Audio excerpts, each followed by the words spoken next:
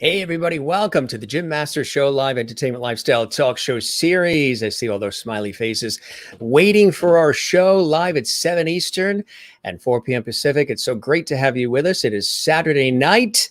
Time for some great conversation, inspiring conversation, great entertainment, amazing guests, and of course, our light, love, and levity, or as we've coined here on the Jim Master Show Live, JMS Live, Lovity. That's right. It's pretty cool when you have some levity in your life, right? And we certainly have needed it the last several months. This is, I think, 420 or so episodes now that we have done of JMS Live. It's been incredible. It's been quite a journey. And this is our second show of the day. And when we do two shows in one day, we call it double levity. And the viewers love it. It's cool to have everybody here. We are here in the greater New York area along the southern New England coast between New York and Boston in the United States. That's where we broadcast this show out of. And we have done literally over 400 plus episodes, just about 7 days a week with inspiring conversation, great guests, levity, incredible moments, poignant moments, and some surprises too. Sometimes we also do pop-up shows that are unannounced and surprise, where I pop up and I do host and viewer chat. Sometimes we go on location. We're going to be doing a lot more of that in the summertime. We've got some places now that the planes are in the air and the trains are running and people are starting to move about. We're going to be taking the show on the road on location as well. If you're joining us for the first time, well, we welcome you, whether you're watching live. A lot of people love to watch live. A lot of people binge watch these series later on in the archives, and you can do that on our YouTube channel at Jim Masters TV. Matter of fact, we encourage you and would love it if you subscribe to our YouTube channel, Jim Masters TV. Not only does it help the show and allow us to continue to deliver all this daily exciting content to you, but also it lets us know that you're out there and you appreciate what we're doing. Click the notification bell as well, so you don't miss any of our notifications where we have our daily live episodes, our surprise pop-up shows, and more. And what we're doing is we're combining old school and new. We have mentioned several times in this series that I like to bring in some of the traditional ways that talk shows were done by some of the legendary hosts and presenters and personalities, the Dick Cavitt's, the Johnny Carsons, the Steve Allens, the Dick Clarks, and Mike Douglas, Merv Griffin.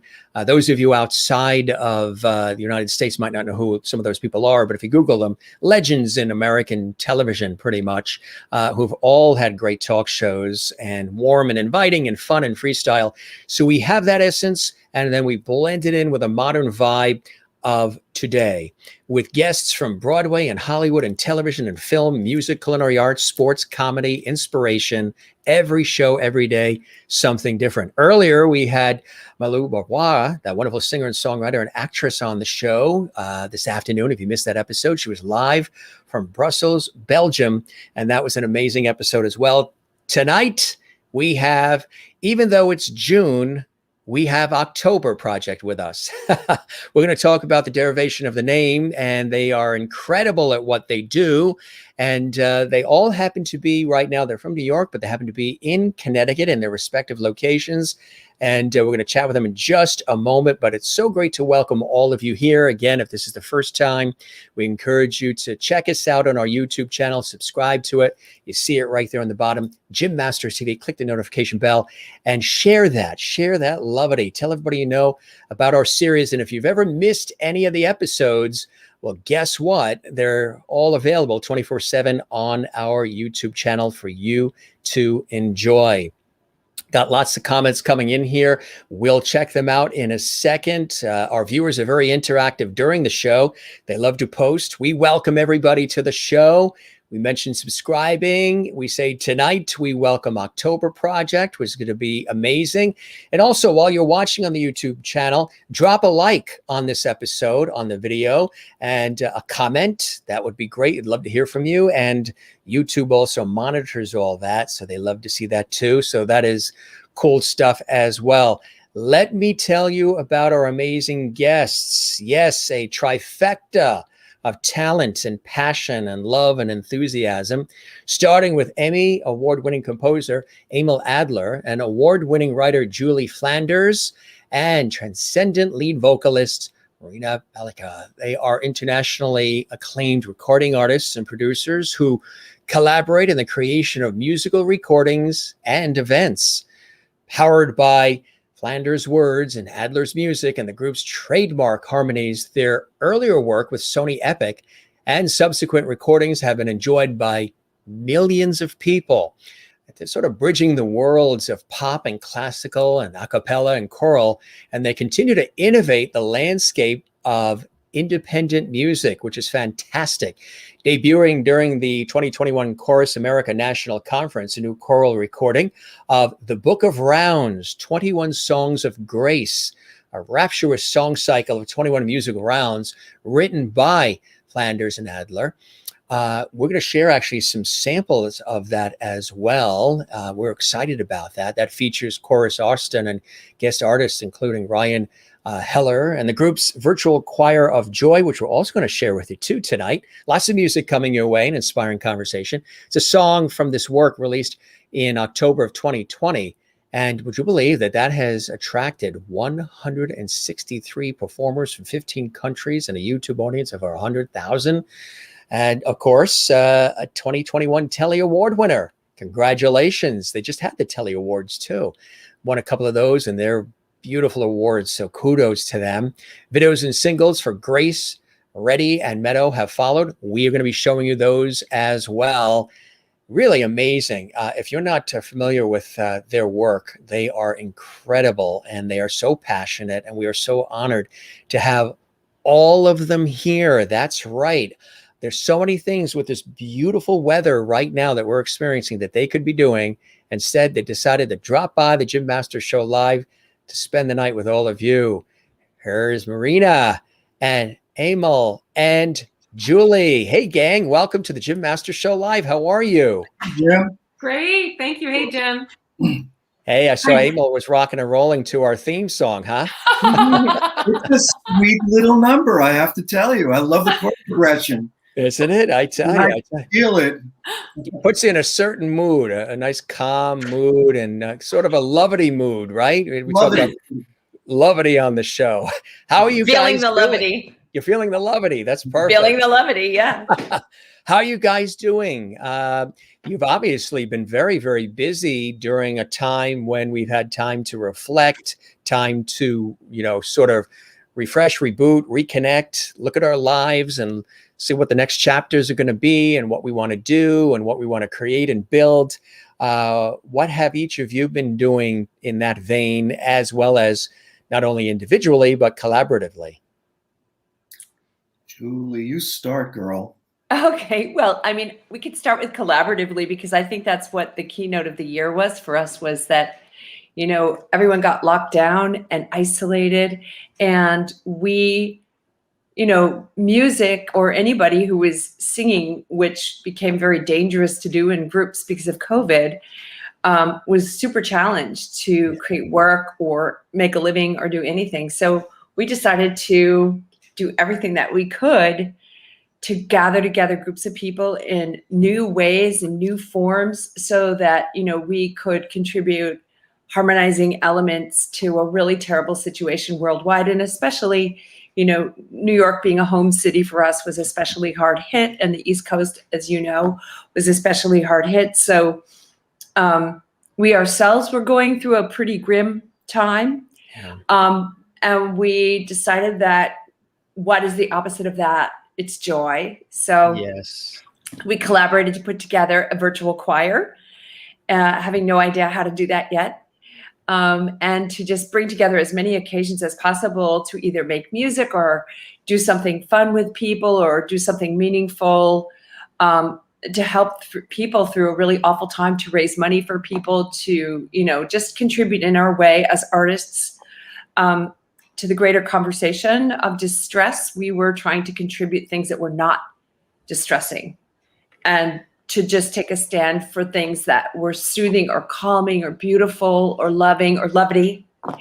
I think we, just as you were trying to spread the levity, so were we, at least collaboratively. I think that's what we were doing and engaging in. And when we fixed on the notion of doing joy in the middle of COVID, a lot of people were confronted by it. They said, wow, I mean, it's such a joyless time. This is really difficult. But we said, imagine a time ahead when we have it again, and reach for it and give it to yourself in the singing of the song. So I think that it was transformative for the people who joined us. That's fantastic. And Emil, you as well? Well, the creative part of the last year or so has been wonderful, and I must admit that Julie and Marina have done most of the heavy lifting when it comes to that.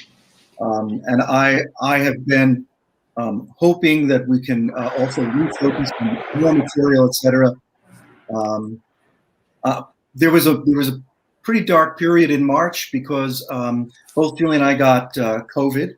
Yes, I know. We were going to have you on earlier. We had to postpone because you had to get back to good health. How was that for you? And you know, thank God your guys are good and good spirits, and you're back to health again.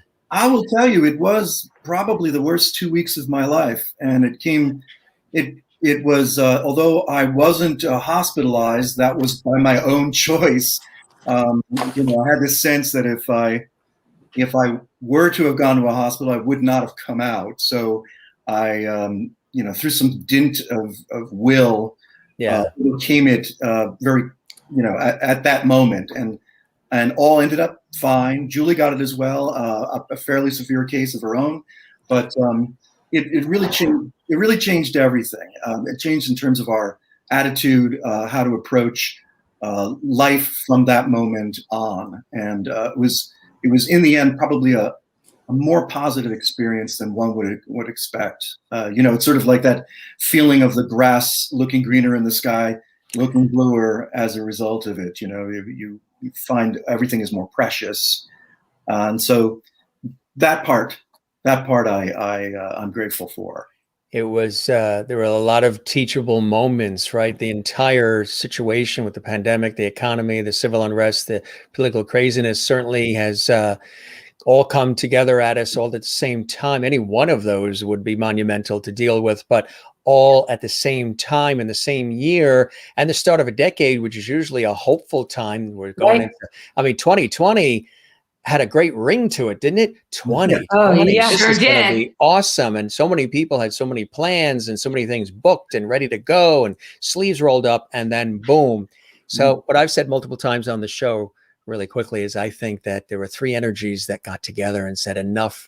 The humans are, you know, they're tearing everything apart. They're tearing each other apart. They're, you know, abusing the planet. There's all this violence and road rage and shootings and divisiveness and yelling and arguing and pushing and shoving in the stores just to get a toaster that's $5 off on Black Friday. Right. Stop. Divine, planet Earth, Mother Nature coming together. Energies that are way bigger than us, and said, we run the show, you don't. We're going to do a few things that don't affect the trees, the flowers, the ocean, the sun, or the animals.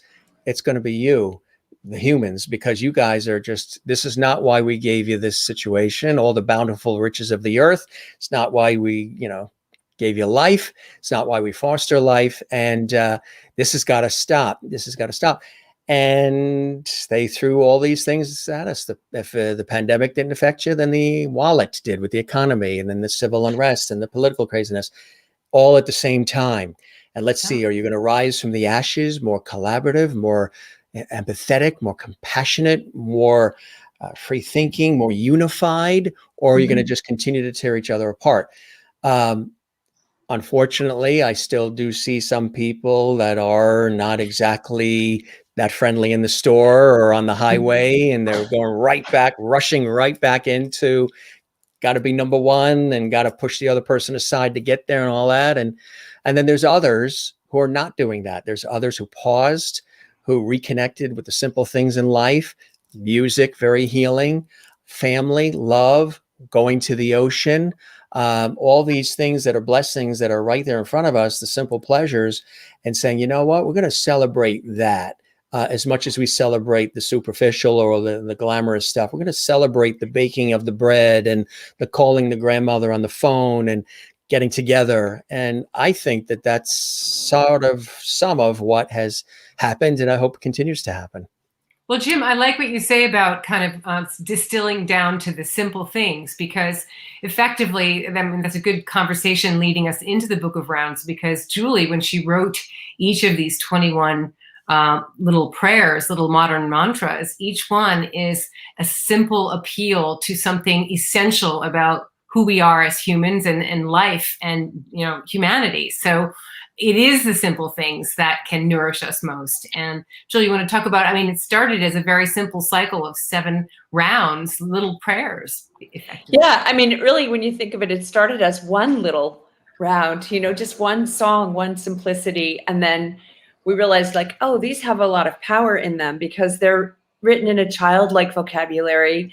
They're the kind of thing that could be spoken, sung to oneself, sung to another person or with another person, or with, as I think the most people we've ever had do it was 195 on stage at once. And wow, it's been pretty incredible because rounds, like row, row, row your boat is a round. yes, Everybody knows that, right? So these songs are written like that, meaning that every person sings a lead.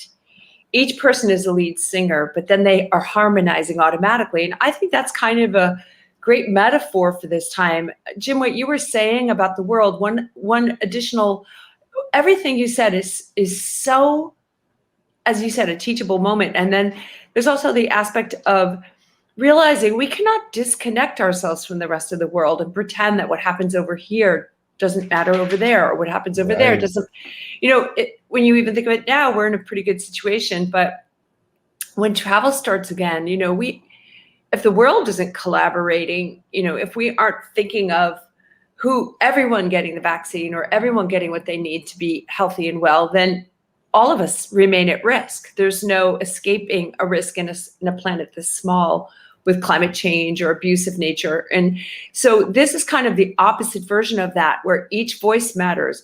The power of one is significant, and the power of many is even more significant when we are each finding our voice and then aligning with one another to create a harmony. I agree. Yeah. So what was the inspiration in writing these, Julie? What propelled you? The timing for it really couldn't have been better. Yeah, well, the songs were written sometime before this current recording. The first song was written when Emil and I were actively parenting, a fairly young child. That was the first one. And then the songs have evolved through time and through different versions and different arrangements and different recordings. And so this current recording is taking on a completely fresh color and sense of understanding because it was recorded and is being released into this incredibly challenging time. When we first were putting together the recording project, we didn't know that COVID was coming. We were finishing our production of this very enormous work and got shut down from all these things. Yeah. We had just done a concert. We did one of the last concerts in New York before lockdown was of this piece. And we were probably going to be releasing it even maybe a year earlier, but life just threw our plans in the air. And then the significance of what these songs are, they were written as songs of protection for those we love when we cannot be with them in every circumstance. And so when you think about what happened with COVID, one of the things that really struck me, especially after seeing Emil get so ill, was when we called the hospital because he needed to go to the hospital. And I suddenly realized that I could not go to the hospital with him. He would have to go in alone. Those people who died during COVID, they died without anyone they knew with them. And there was so much isolation. And so there's something about this where, the love and the care that we hold for each other and the way that we can take care of one another. These songs were meant to do that even when a person can't be in the same physical space. The energy that connects us can still be connected and held. And, there's the power of prayer. There's the power of good feeling toward one another. As you say, there's the power of smiling at somebody. And even when we wore masks, I realized, I think a lot of people's fear and hostility comes from not being able to see one another's faces or smiles, that it's been very strange to be disconnected in that way. And so these songs were meant to connect energy across time and space, wherever two people might be in the world, so that they could collaborate with their hearts. I just had a friend tell me maybe about 2 hours ago, he works at one of the supermarkets. It's a Trader Joe's, and he was helping a customer, and a woman came up to him And he, had his mask on. He still wants to wear the mask because it makes him feel comfortable. He's fully vaccinated, but for now, he just wants to wear it. And they give, I guess, the people the option: you can wear it or you don't have to. And the woman in the line just came up to him and said, "Excuse me, what is that rotten thing on your face?" And he took it to heart too. He took it to heart. I said, "Well, excuse me." And she said, "What is that rotten thing? They're forcing you to wear that." And just this whole thing. Meanwhile, she's buying asparagus tips and onions and potatoes, and it turns into a whole thing. And he's just standing there trying to help her along. Wow. That's got to end. That kind of negativity, regardless of what your own personal feelings are, keep them to yourself. I mean, here's somebody serving you and helping you, and they're very pleasant and friendly. And I know the person, salt of the earth, goes, takes stuff like that to heart. And then you got somebody standing there that just, what is that rotten thing on your face? Like, excuse me, you're now invading personal space here, and I'm smiling and being pleasant and professional. And so there's some things still have to be worked out. Definitely. Yeah, I think what got forgotten along the way was that the masks originally were encouraged that you would not infect other people, so that you were doing it as a gesture toward your community. You were trying to keep other people safe, right? So, forgive me for caring about you. That's right. That's right. It's been sort of lost in translation. I know. Exactly. How did so people that might be watching for the first time, and I toast all of you too. We always toast our guests, so we toast all of you. Cheers, cheers, cheers. We're a very fancy. I think we want to be live in the audience. What do you have? A little bit of wine left. Is that a coffee, Emil? Yes, that's iced coffee. Very nice. And what do you have, Julie? I think Marina has a good drink too. I have Pellegrino. Pellegrino, and you have wine, right? I have Sauvignon Blanc. Toast. I might have to upgrade somewhere in this experience. Yes, during this. I'm sure Emil can hook you up. Jim, have you named that drink? Is that a levity? Actually, you know what it is? It's very funny. It looks very fancy and expensive, doesn't it? Yes. Yeah. It's pink lemonade. Yes. Sometimes it isn't. Sometimes it's not pink lemonade. Yeah, you know what looks like that? A Paloma, because it's grapefruit juice and tequila.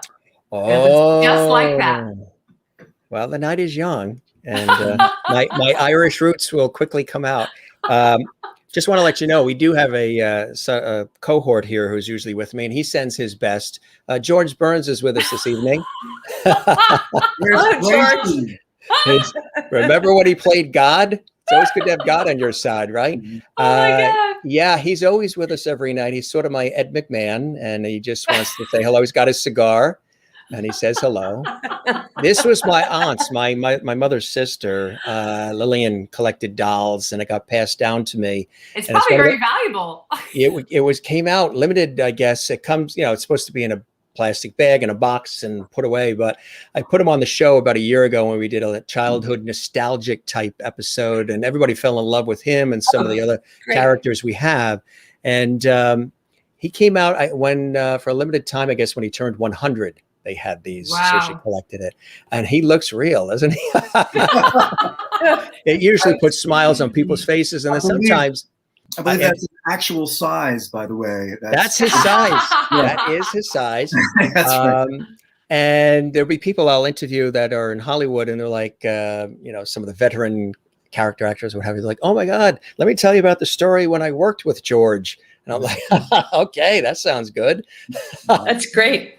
So the creation of October Project, tell us about the name and what the vision was when October Project was first created. Well, the vision is probably a better story than the prosaic story that is about the name.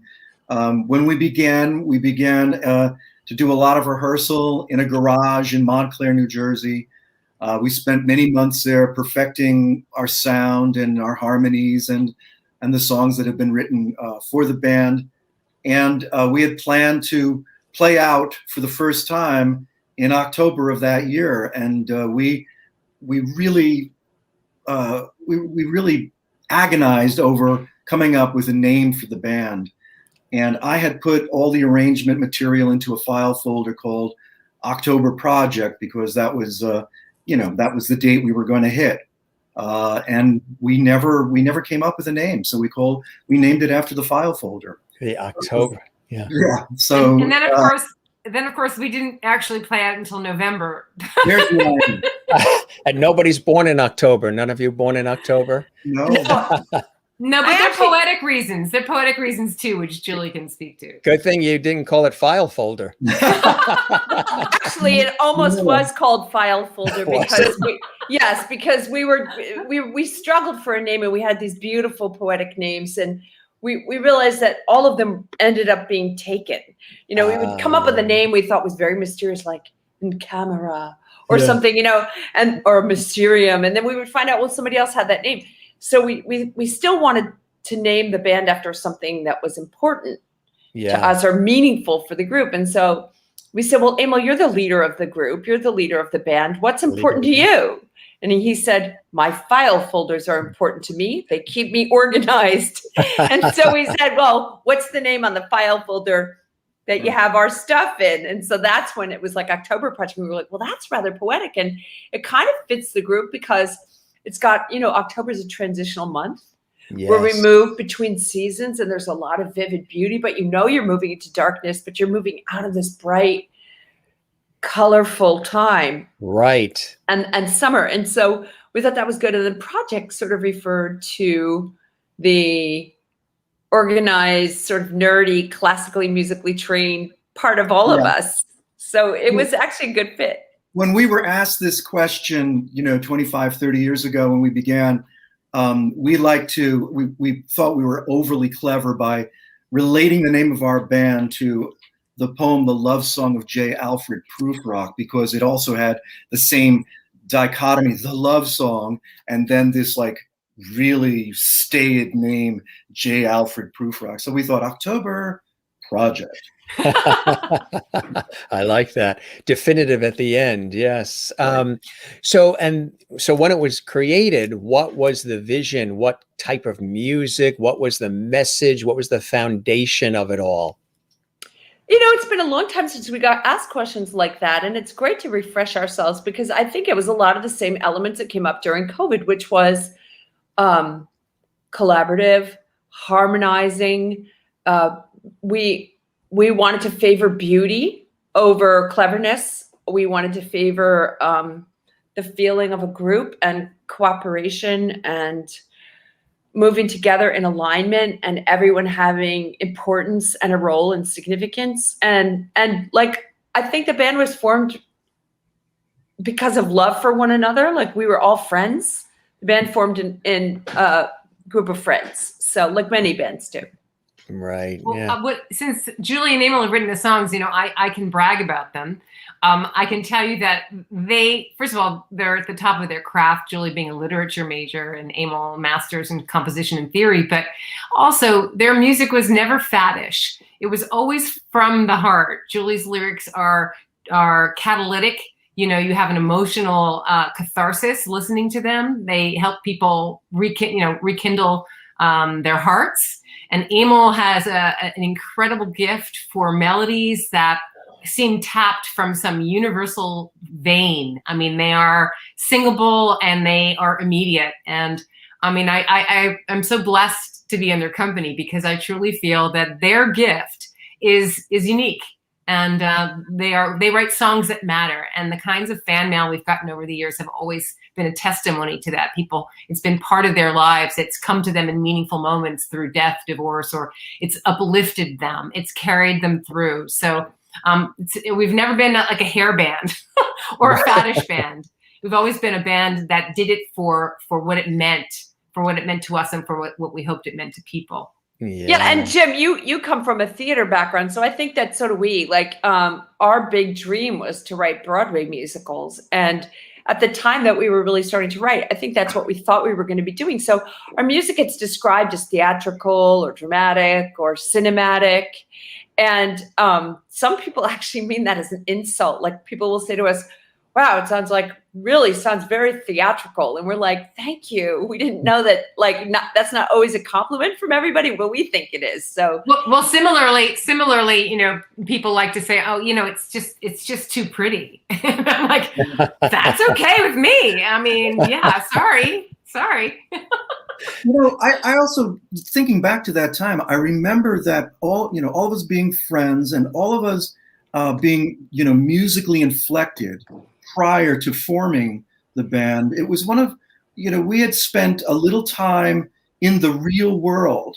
My memory is that, and at that point, the group of us getting together after having, had day jobs and, for a couple of years, we thought it was a magical moment that we could come together, at that point and commit as we did to making that band work and making it happen. We really, to me, it was this powerful moment of communal self-expression. Like together, we were capable of expressing ourselves musically. We gave ourselves the opportunity that the world itself was not giving us. It was difficult to find your way.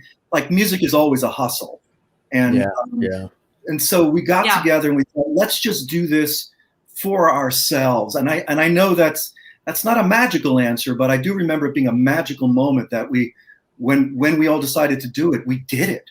I mean, and there's something like, what you're talking about, like your love, Jim, of Merv Griffin, who I adore, or, those Dick Cavett shows. They're still incredible to watch on YouTube. I mean, I sometimes tune in and I'm like, this could be happening right now. It's still so good. But there's a commitment to doing something like that. Most people who do it, you do it for its own sake.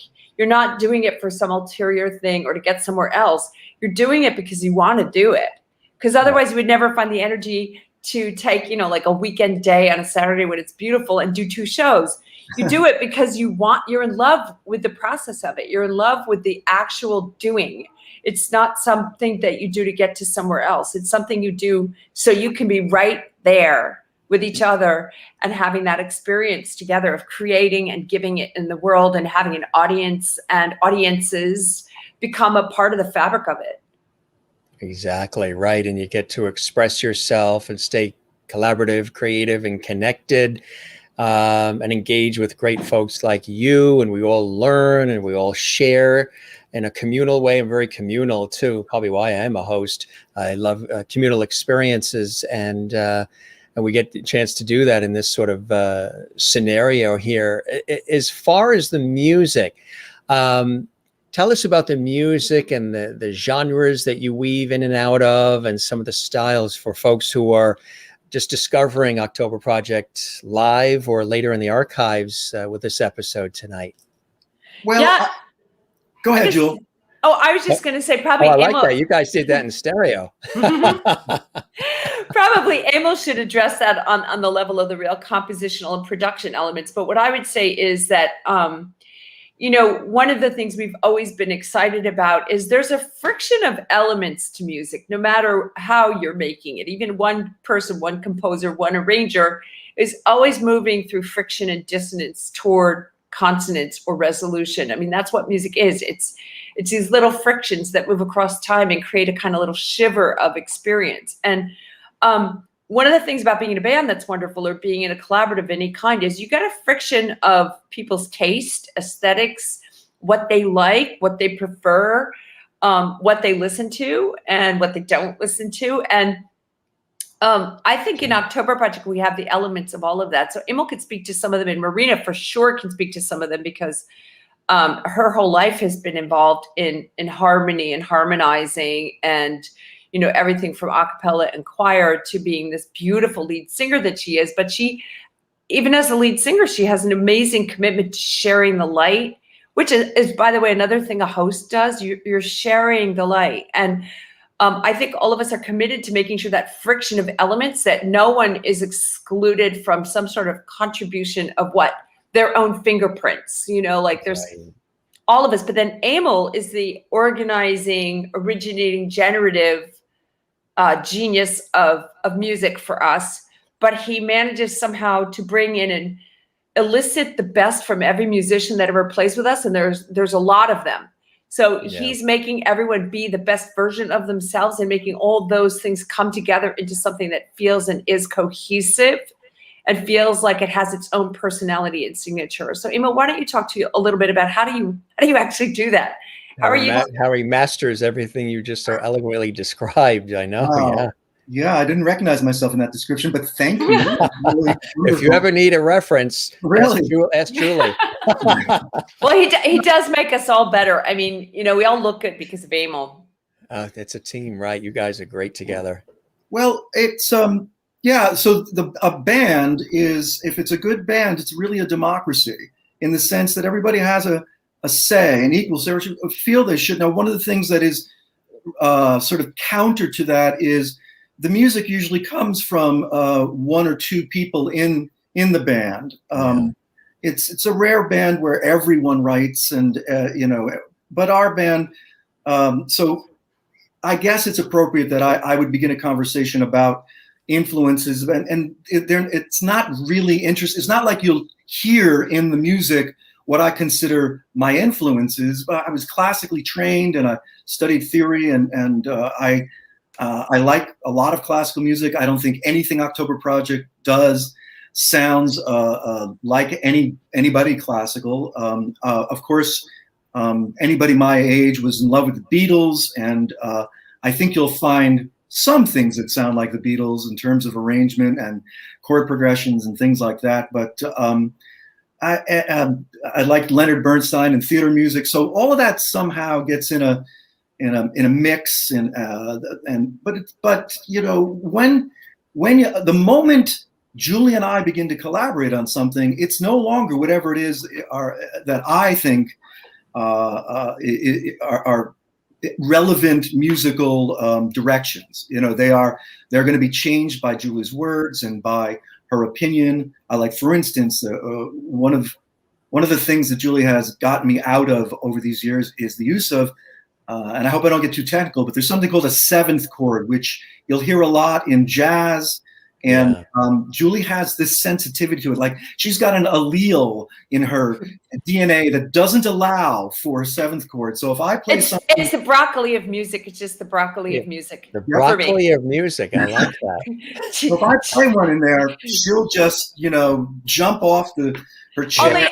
Only if it's a cheesy broccally, but we actually have a question that came in. Yes. Marty, thank you, Marty. We appreciate that. That's our super chat that we have. It's all colored and nice, and looks like a turquoise color. Thanks, Marty. Marty is a performer himself, a singer. He's originally from an entertainer from Australia. He lives in Nashville. He says, have you been influenced by Enya? And who are some of the others that have influenced you at all over the years? Well, you mentioned a little Beatles and... Thanks, Marty. We appreciate that. I would take the Enya question because we are contemporaneous with Enya. And so I think part of the reason that we got signed by a major label was because Enya did well. And people heard us as being a lot like Enya, which we didn't, of course, hear Set that. Right. But we have been compared to Celtic artists a lot, and we love Enya. We think she's a gorgeous, beautiful artist. It's just, we're much more, I don't know, Marina, why don't you speak to the Enya question a little bit? Do any of you play the penny whistle, or that's Celtic? Everybody plays the penny whistle. Yeah. I think the idea of ethereal female harmonies or female vocals. We certainly fit that bill and continue to fit that bill. So I think that that's where the comparison lies. And also the Celtic flavor. When I described Emil's songwriting, he has this universal quality to the melodies he writes, and so people would think we were from Ireland, would think we were Celtic. From people thought we were French. People thought we were anything but American, because it's a universal kind of just sense of melody.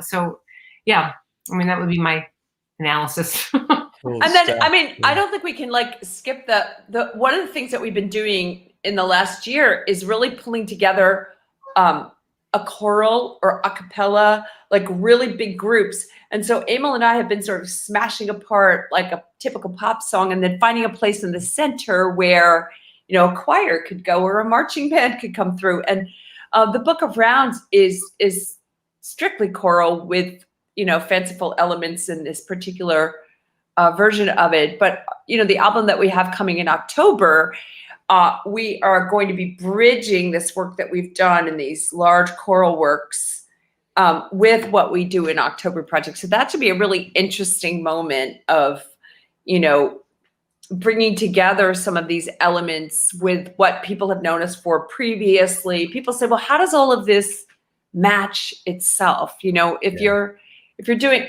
why are you doing a choir piece, or how is that October project? Well, it's all the same. Jim, your questions are really good, actually, because I think you go to the thematic and the things that the essential nature of why people do things, or like, what are you doing this for? That's very observant of you. You're very observant, because I say that often in the work that I do here and elsewhere. That's something I realized about myself. I say in recent years, once I drove alone through Death Valley, one day I'll tell you about that story. We'll go for pizza at Pepe's or something and have that conversation. To parties. That's the question I ask first the most, is why, in everything. Yeah. And the reason why I've discovered I ask why is because I want to feel it. Mm-hmm. So if you explain your why, I will feel that. And then we can work on the what, the when, the how, the nuts and bolts of whatever it is. But I think so many things really start with the why, and then everything else is underneath that. And I've caught myself doing it. People have told me for years I've done it. And then I said, you know what? I really do. You really do. With why. And that's really observant, because I'm always wanting to learn and grow. And sometimes I even ask questions that an audience likes, viewers, listeners, whatever it may be. And I'm asking for them.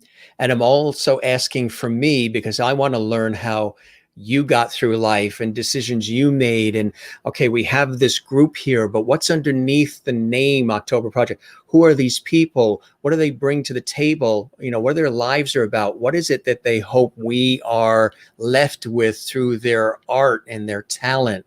So the why, that's score for Julie. You dove right in and observed that in 53 minutes? You got that already? You're intuitive. You are She's intuitive. She's very intuitive. Yeah, she got it. Jim is about the why. Intuitive. Well, I tend to go deep a little. Yeah. And I was just going to say, Marina, maybe, you could just talk a little bit, because I'm realizing that it's actually a very organizing question that you ask, because it is what connects the work with what every form it takes. The essence of it, I think, is the levity. We start with the levity. I mean, it really is why we're doing it. We love each other. We love the songwriting. We love the making of the music. We love the people who come into our lives through the affinity with the music. I mean, we're meeting you. And I mean, how many things are we finding out that we have in common, So it's this very wild way that the world brings itself to us, and that we bring ourselves to the world. And it makes me realize that when people ask about the form something's taken, it's really less, it's less organizing for us than the essence that sits inside the form. The essence is always the same. Right. Beautifully said. You guys agree? Oh, absolutely. Yeah. Absolutely. I wanted to speak to also, you'd mentioned the importance of harmony. So we've spoken about harmony both from a musical and societal standpoint, and both are meaningful to all three of us, right? And so the kinds of music that and lyrics that Julie and Emil are writing are addressing that, trying to bring everyone together. And I just wanted to follow up on what Emil had said. We all love the Beatles, and I have to say that our tendency toward harmony, no doubt, emanates from those days. I don't know about you, Emil, but I used to always sing the harmony parts in those Beatles songs, not the melody. Yeah. Right. Yeah. So and we grew up with many great harmony groups, right? Crosby, Stills and Nash, Simon and Garfunkel. I mean, right. So harmony was our milieu, right? Yeah. So and it's funny that it distinguishes us now, that all these years later, is that, oh, well, you are known for your harmonies. Like, well, yeah.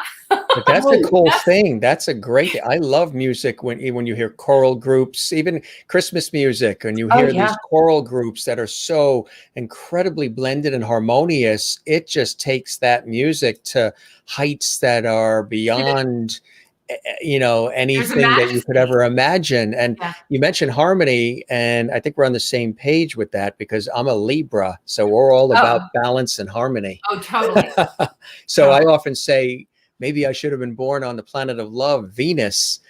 And people are like, no, we need you Libras here, because if you don't balance and harmonize this out for the rest of us, this place is going to implode. Right. It's true. Oh, Marina, you just reminded me that in the nature, I mean, here's an example of what happens when band members get together and basically, express their particular tastes, is that though you just named all our favorite harmony groups, there was a time I remember during those first rehearsals where if we ended up sounding a little bit too much like Peter, Paul, and Mary, right? Everybody would go, no, not that.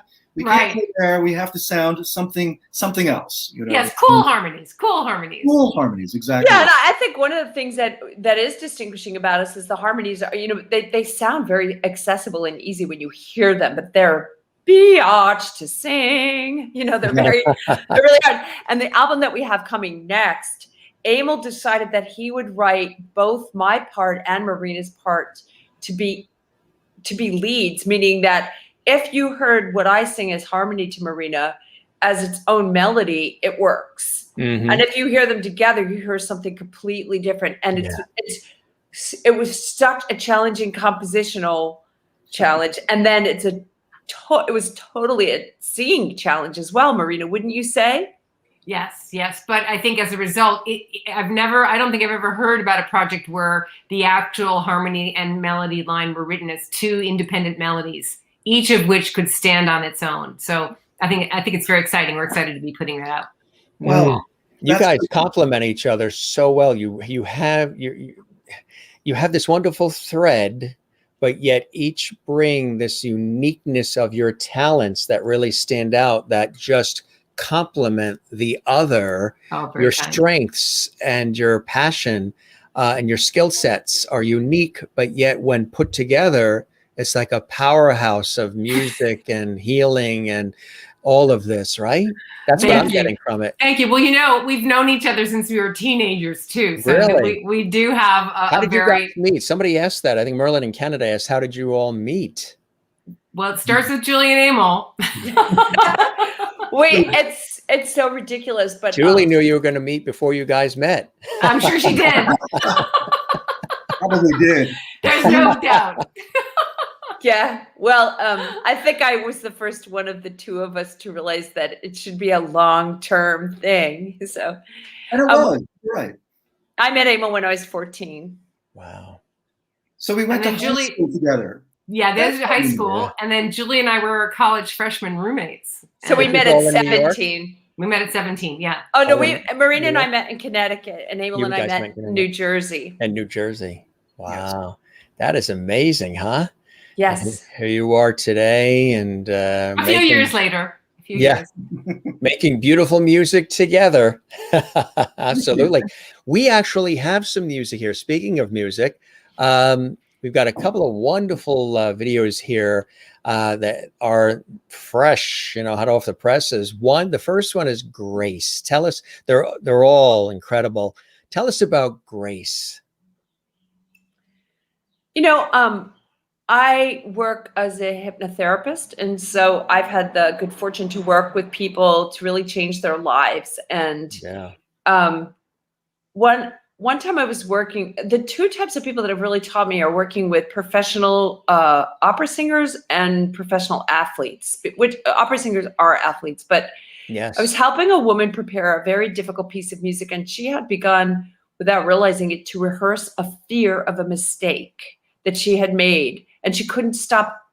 She would get to this particular note and remember in her body what had gone wrong. Yeah. And we came up with this concept of, when do you get to start over? Like, I've always thought skaters were amazing, professional skaters. And I'd help someone to get to a place where, if you fall when you're skating in the Olympics, you need to get up as if that fall did not happen. Yes. And do the rest of your routine, or your gymnast, right? So it was really about when do you get to start over? And I realized you could start over now. And now can be whenever you say so. And so the Song of Grace is about finding the grace of self-forgiveness or the forgiveness of others at the first moment it occurs to you to do so, and doing that over and over and over and over again, so that your life becomes a pattern of quickly forgiving yourself and other people, so that you're never carrying the residue of some past injustice with you. You're free. And so Grace is a song that is meant to address that and give a person a constantly refreshing moment of now, simply because they decide that with each breath they take, they can start over. So it's about liberating. Yeah. Yeah. The liberation of being able to start over now, again and again, which is, just an earmark of being human, is that we have to start over a lot because we mess up a lot.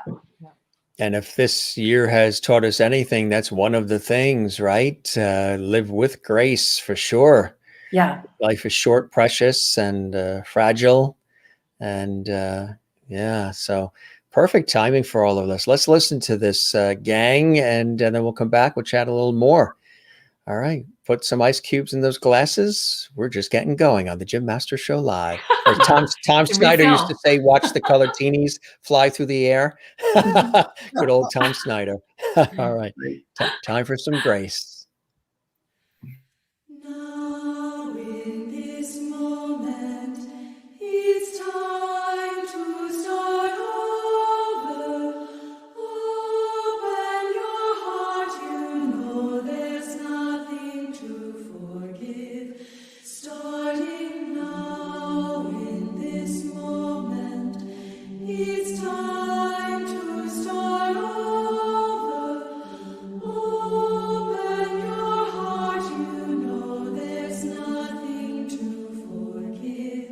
Starting now in this moment, it's time to start over. Starting, open your heart, you know there's time to start over. Starting, open your heart, starting now in this moment, it's time to start over. Starting now, open your heart, it's time to start over.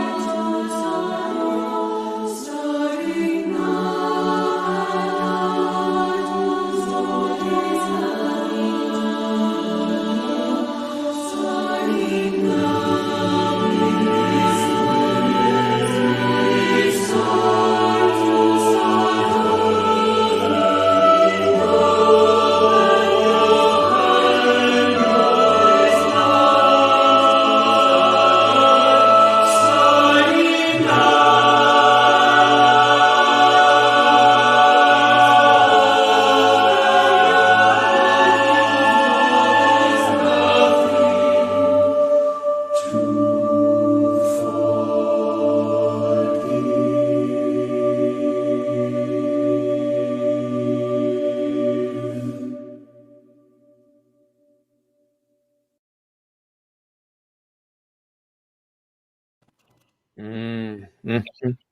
Yeah, huh? You got a tingle that runs down your spine with that, don't you? Ooh, that's beautiful. I mean, that's perfection. That really, it takes you. I love music and sounds that are like that because it just transports you. It reminds me of what happens to me when I hear, and I've had this conversation in other shows I host professionally. I was interviewing a Juilliard grad cellist, and I said to the cellist, this may sound strange to you and maybe not. I said, but whenever and this, what we just played in sample, and we have some more for the audience, it sort of transports me in that same vein as what the cello does.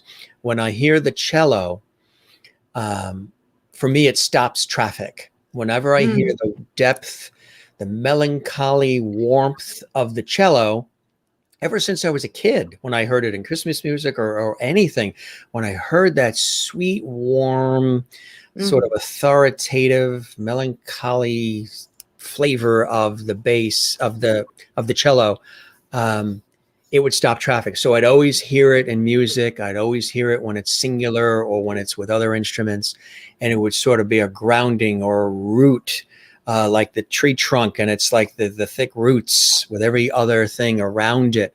And I said to the cellist, I said during an interview that I did, I said, for some reason, for me, if there was an instrument that the heart was replicating when the heart beats, if the heart had a sound that replicated an instrument, it would be that deep, warm, melancholy flavor of the cello. It wouldn't be that. That's what happens when you win at Foxwoods Casino. You get that, the slot, and then you get that, and the lemons, you know. But you know what that was? Somebody else must agree, because that's an aha moment what you heard when that bell went off. That's an aha moment. I agree. So for me, I say if the heart ever made a sound that was mimicking an instrument, it would be the cello. And the cellist said, it makes total sense. That's not strange, Jim. I said, it really does. He said, first, it's amazing that that's how you grasp it and that you feel that depth from the instruments, especially that particular instrument. And he said it's one of the instruments that's closest in sound to the human voice. And that's probably why you're humanizing that instrument and you're giving it a heart-centric feeling. It like it goes right to the heart for you when you hear it. It just, you feel it and it stops. When I hear what I just heard with October Project with Grace, it takes me to that same place. It takes me, all of a sudden things are grander, but yet simpler. There's that combination of things are bigger than me, grander than me, but yet there's also simplicity in that as well. And it transports me to that heart-centric place that the cello does as well.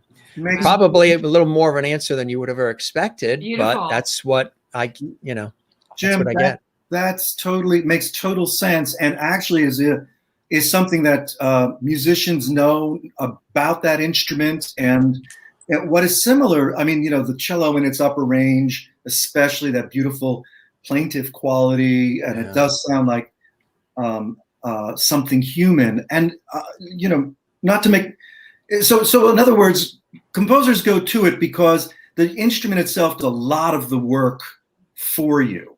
It's in the instrument. You can write even a not so impressive melodic line, and if the cello renders it, it's a little better. And so it is the case with the human voice. I mean, seriously, melodies, when they're rendered by the voice, have a lot more impact than if they're rendered by an oboe, which is also another beautiful instrument. Oh, I love the oboe. Love it. And the penny whistle, which is Julie's favorite, or the accordion, which is my favorite.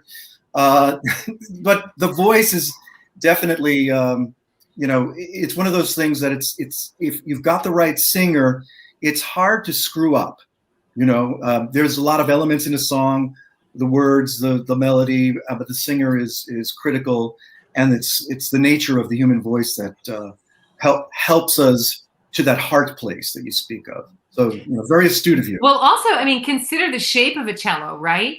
Yeah. And consider our torso. The cavity and the cavity and the resonance of a cello actually probably does bear a resemblance to the cavity and the resonance of our human body. So we might actually have a connection that way as well. Sometimes the flute can do that a little bit too, depending on the range, the pitch of the flute. It can have a similar, very human quality and comfort and innocence to it, to the flute. in the lower ranges, and there's something called an alto flute. Oh, I love that sound. Oh yes. Uh, Yeah, that's I love that gorgeous. sound. I love the flugelhorn as well. Right. Yeah, I tonality wise, I love those sort of warmer sounds. Yeah, it really. They're transporting. They really are. We have another song here too that we want to share. That's really beautiful stuff. This is Meadow. Tell us about Meadow. Well, I would say Meadow is my favorite of the rounds in some ways, in this version, especially because Marina sings is into the song. And it just, to me, is a song so, like, I really wrote it, about this time I had as a child with my own father. And he was teaching us to walk like the Native Americans had walked, silently up this path. And he knew that there was a meadow at the end of it.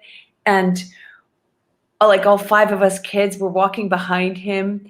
Yeah. And we arrived into this meadow. And then many years later, my father had died, and I went to a psychic, and she told me about this trip to the meadow. She saw it. And she told me what my father had been wearing, which was this jacket with these, Patches? elbow repairs.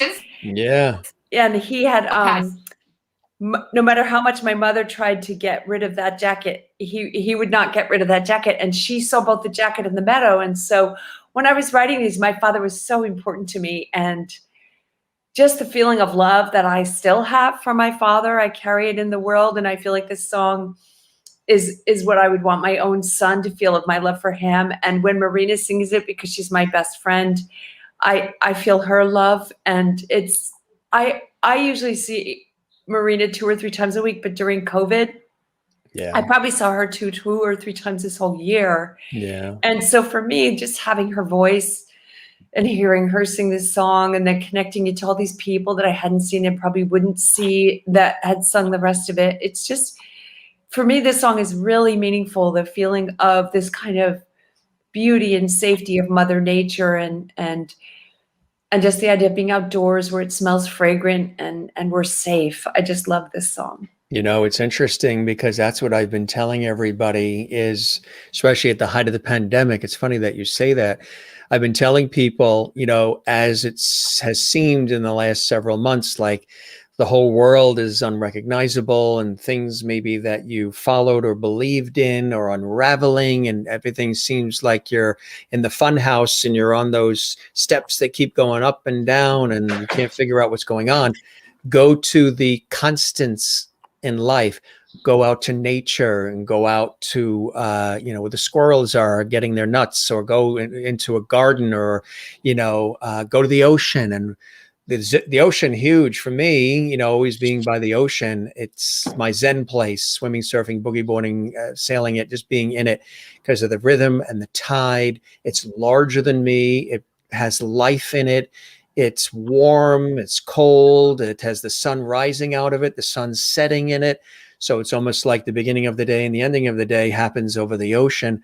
And I have a respect for the ocean. The ocean could wipe me out in 6 seconds, but I know not to, disrespect the ocean. The ocean then provides the enjoyment for me. So I've been telling everybody to go to the things that still exist. The ocean and the trees and everything around has been here a lot longer than we have, a lot longer than pandemics existed, and will be here for thousands of years after us. So when it seems like things are unrecognizable and like your world is coming apart and nothing you believed in exists anymore and nothing's recognizable, there's a lot of things that are recognizable that are right out there. Gardening was one of the most popular hobbies last year during the pandemic. People were going out and getting their hands dirty. They can nurture something, fertilize. When everything else seemed out of control, they can sort of nurture, fertilize, watch something grow, sort of control it a little bit when they feel like everything's out of control. And I think people have been gravitating to things like that. So like you say, with nature, with the meadow, get out and go to the meadow and look around and say, you know what? Things have changed, but not everything has changed. And that's sort of grounding. Music is like that too. Music is very healing and very grounding and can really, again, transport you to places like a meadow, right? Absolutely. Mhm. Marina, do you have anything to say about it? Because you do sing and you bring us into the song, and then you're joined by many. What does it mean to you? I think of it as again, like a call to prayer. You know, the opening line is an invitation, right? And then the entrance of the other voices is in response, and that everybody joins in the prayer, and it builds until you reach this incredible, majestic ecstasy. This one section where everybody is singing at the top of their lungs. I find it to be an amazingly beautiful orchestration. This particular round, and it's truly like a mantra, Jim. This one, because the lyric is audible and repetitive throughout, and you really get into a zone with this one. You really feel it. You feel it inside. It carries you. Yeah. Yeah, I would suggest to anybody who can to listen to this with your headphones on, if you're Yes. able. Yes, grab those headphones, folks, because you're going to hear some majestic ecstasy. I love that. Write that down. That's perfect. October project, majestic ecstasy. You can't top that. It transports you to a whole other place. Get those headphones, gang. We're going to take you into the beautiful meadow with October project.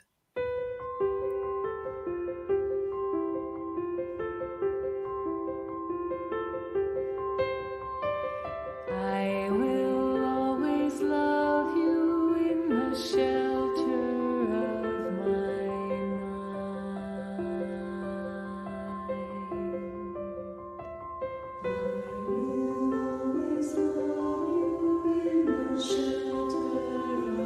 I will always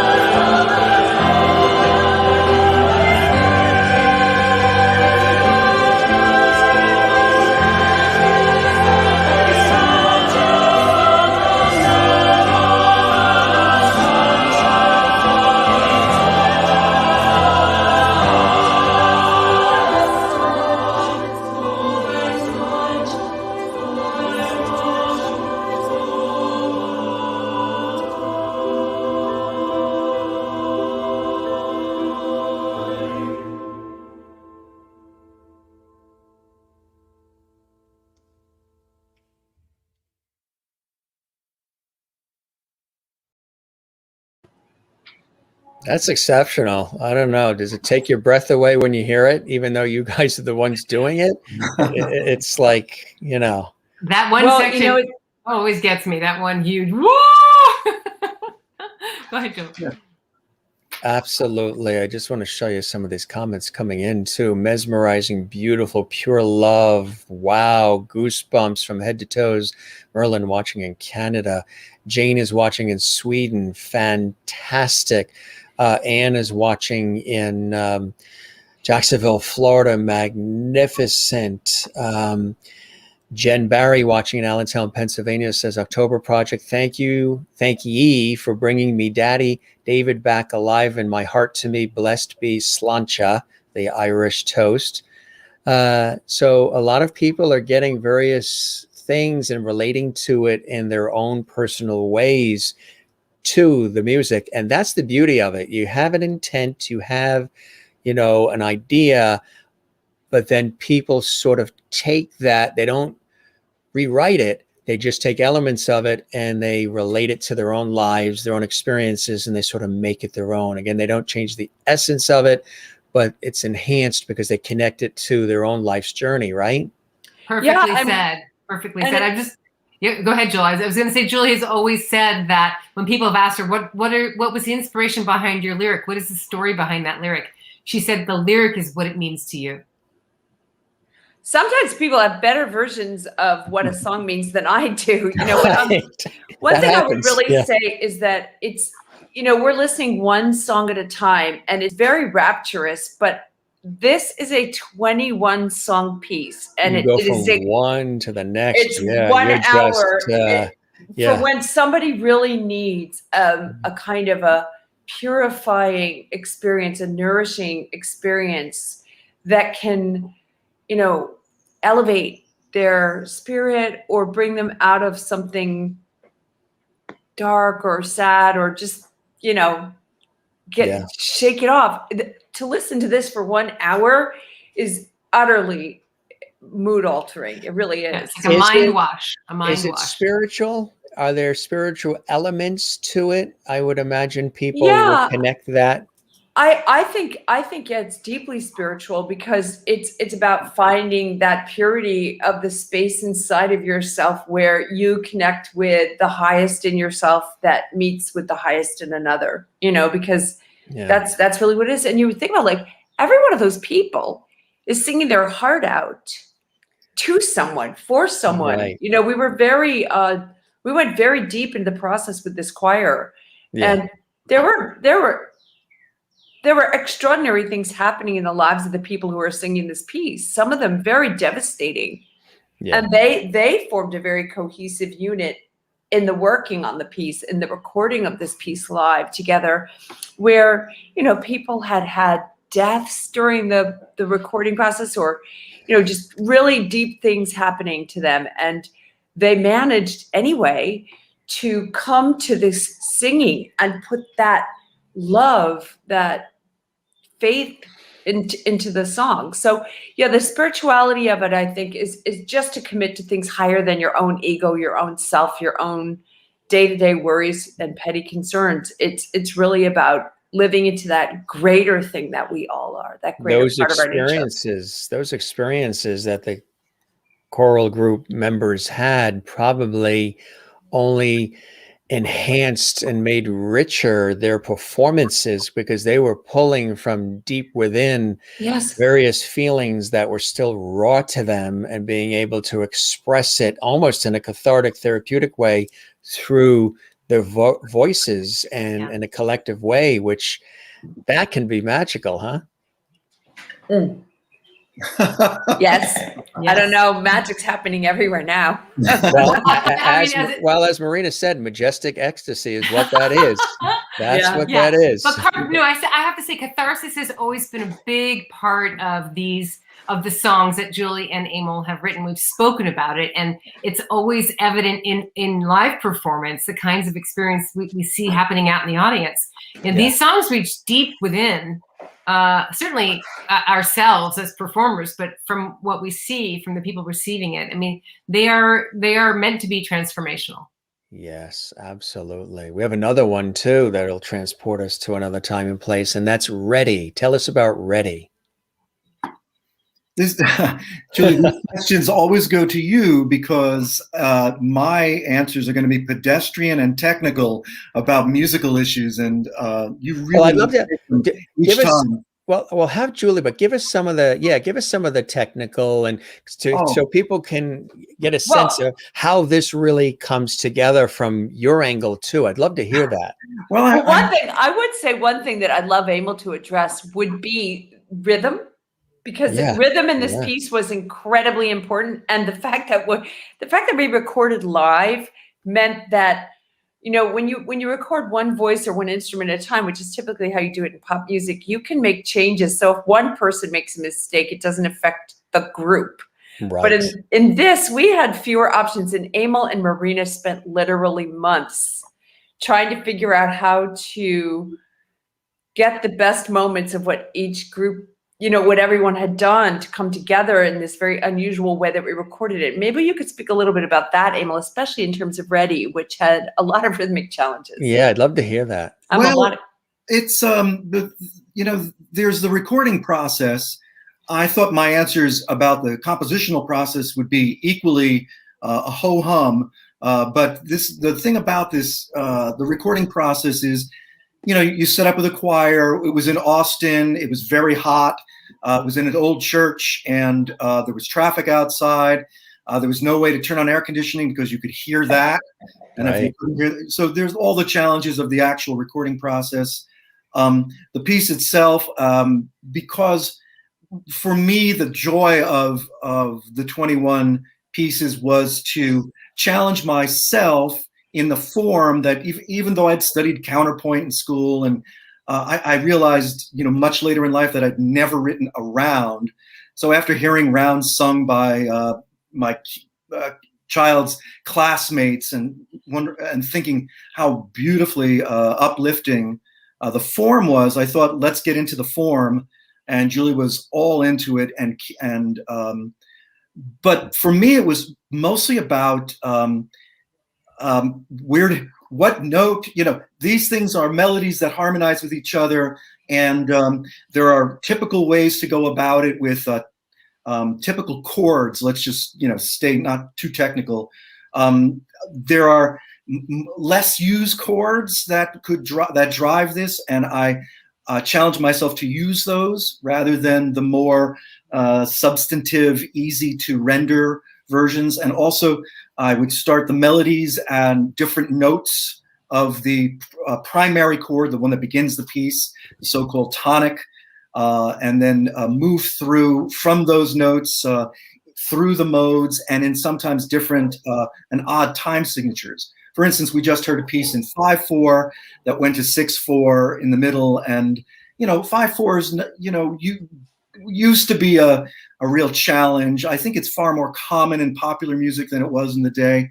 It's not the most groundbreaking way to approach a song, but I love 5. I think in 5 now. Wait a second, Emil. How many rounds have been written in 5/4? No, I maybe one, maybe two in our book of rounds. Right, and I think what's the next one? That is this one in 5 as well, Marina? Yeah, I know it's 6. Oh, it's in 6. Okay, so also a little bit different than your typical row, row, row your boat. Most rounds are in 4. 4 beats to a measure. So that's when you combine all the things, and the process that Julie's referring to is the process of editing afterwards. That long, tedious process of finding the right takes, stringing them together, doing whatever little corrections in rhythms or pitches that are required, to sew it up and make it just so.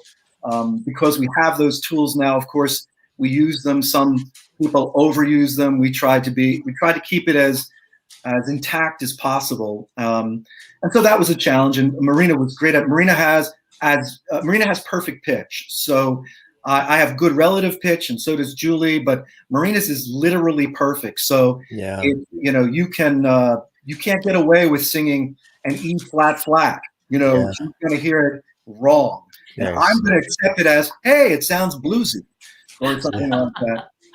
So that was her focus on that. Brought all the pieces in post production up to the highest level. So that's my technical bit. That's terrific. The Yeah. song itself and its lyric, that always goes back to Julie, because remember this about October Project. Julie's the October, I'm the project. Absolutely. And Marina brings the majestic ecstasy. Anytime. Yes, Anytime. and she does. One thing, Jim, I will also say, this one that you're about to play has piano, as did Meadow have piano. There are only 7 of the 21 actually 6 of the 21 that feature piano accompaniment. All the rest are just a cappella choral. Yeah. Wow. Yeah, and there's something wonderful about the notion organize that, it. Julie and Emil organize them into chapters. Chapter 1.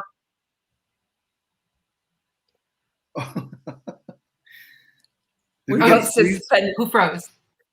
I think you Did we freeze? No, we're sorry. here. Okay.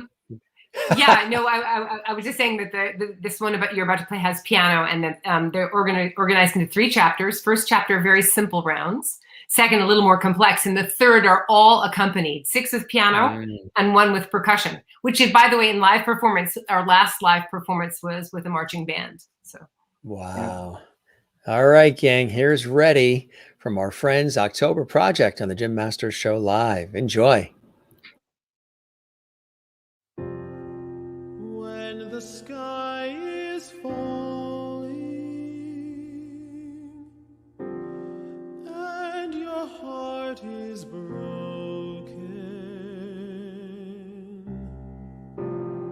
are the angels calling?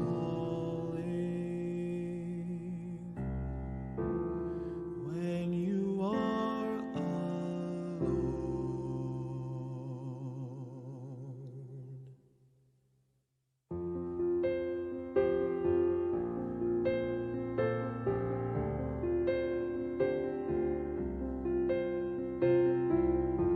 when the sky is falling and your heart is broken,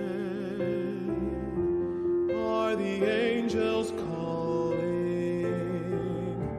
When you are alone, will you be ready then? When the angels call you, will your heart be open? When the sky is falling, will you be ready then? When the sky is falling, the sky is falling, and your heart is broken, and your heart is broken, are the angels calling? Are the angels calling? When you are alone, when the sky is falling, the sun is falling, and your heart is broken, your heart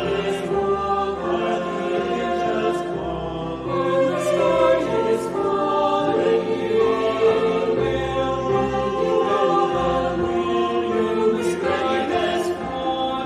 the angels calling? When the sky is falling, you are alone. When the sky is falling, when the sky is falling, your heart is broken, and your heart is broken. When the sky is falling, when you are alone.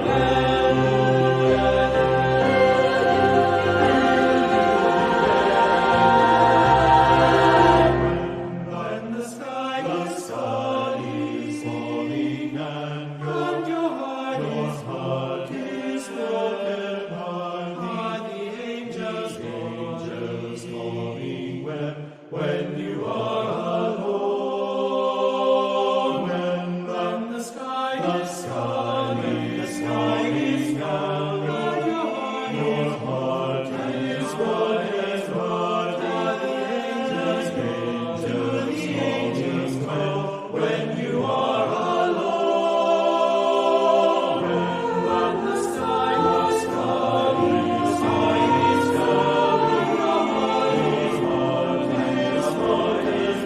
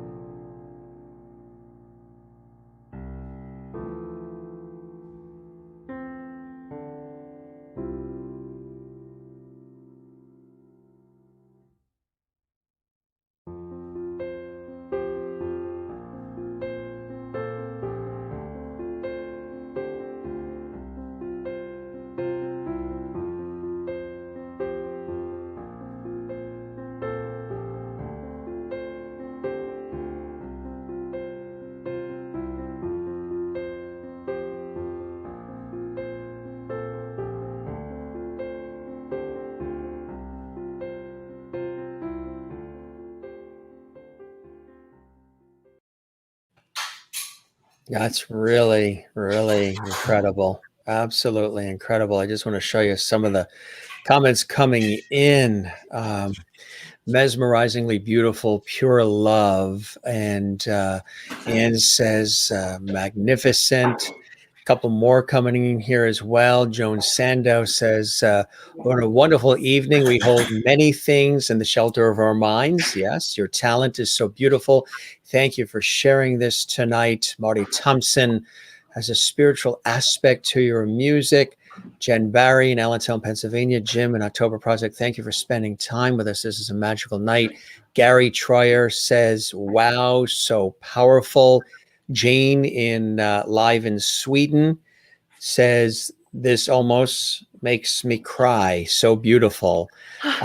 Jen Barry says, Jim has taught me people give people like him, like me, a second chance. I'm forever humbled and grateful to Jim. Thank you, Jim. I'll never forget the gift you gave me, a second chance at Lovity. Merlin in Canada, absolutely beautiful. Christine Clifton in North Carolina. These are all deep, spiritual, and beautifully presented songs. Bravo. Most so relevant too. We can feel these songs. Goosebump songs. Thanks, October Project. Ready. And Craig, Ghostwriter 556, says, a perfect song for our current situation in life. Life is precious and fleeting. Enjoy life's simple pleasures with family and friends. I would imagine, when you hear that, the job is done. But it must really, people, like we were saying, they take different things from the music. You have what you set out to do, and then they take different things and make it their own. It must really surprise you sometimes. And I'm sure you're very humbled by the deep reaction. This kind of music is the kind of music that really cuts deep. So the reactions you'll get probably when people write or email or text or social media, they pour themselves out. They really emote because the music gives them the opportunity in the doorway to walk through, to be able to emote, and then they share it with the creators of that doorway. Nicely said. A portal. Nicely Portal. said. Mm-hmm. Right. Portal. Yeah. And you guys feel the same way, Emil and Julie? Oh my gosh, yes. Yeah, I mean, yeah. we just had a letter this last week or so from someone who's taking his retirement years of being an educator all of his life for middle school. And he lost his son, drowned in one of the Great Lakes. And it was such a grief. He and his wife go to refugee camps and train teachers to train children in hopeless situations. And he wrote to us about how he and his wife use the music to restore their own sense of well-being, but they also give this music to people who have survived such horrific trauma and terrible situations, and to the teachers, and they use the music to heal trauma. And when I got that letter in the last couple of weeks, I just, whatever we have to go through to make these things happen, which is a lot, there's a tremendous amount of effort to make this music come into the world. And when I realize that it's really coming into the world and that it's attracting, the right listeners, meaning people who listen with their hearts, there is nothing more meaningful in my life to me than the idea that this music might help someone come back to hope or come back to life, or feel that when they've experienced terrible evil, that there's goodness, and that the circle of goodness is stronger, and that we will stand with them and for them and speak for them and not forget. Most powerful 4-letter word on the planet is LOVE. Yes. Right. LOVE. Yeah. Sometimes we lose track and we forget that.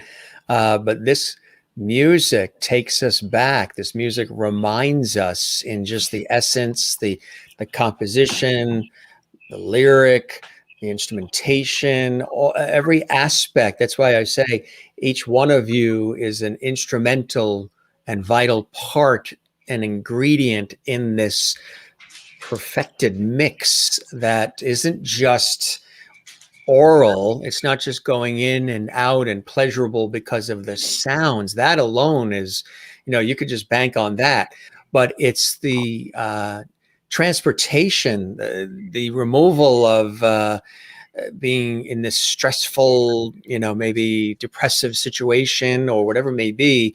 And there's a lot of love as well. There's a lot of kindness in this music, a lot of compassion and empathy in this music as well, in just the oral quality, but also the message that you're delivering in not in an in-your-face, must do this, follow this, you've got to live that way, in a very subtle and very simple yet elegant way that you're doing it, which I think is the most effective way to reach people deeply when it becomes relatable and it's got that subtle nature to it, where people can really connect and follow the yellow brick road in a certain way. You're also making me realize in this show, it's really powerful because also just I put my glasses on so I could see what people were writing. I couldn't read Merlin it. in Canada said peekaboo, Julie. You were doing peekaboo. Yeah. Well, because if I put my glasses on, I can finally read what people were actually saying. But it makes me realize how important the listener is. Because when people listen and they're listening with their hearts, they become a part of this song, this music, this chain of experience. And they are adding their heart to ours. And to feel this music and to feel it into your own experience where you might be hurt or you might be sad or you might be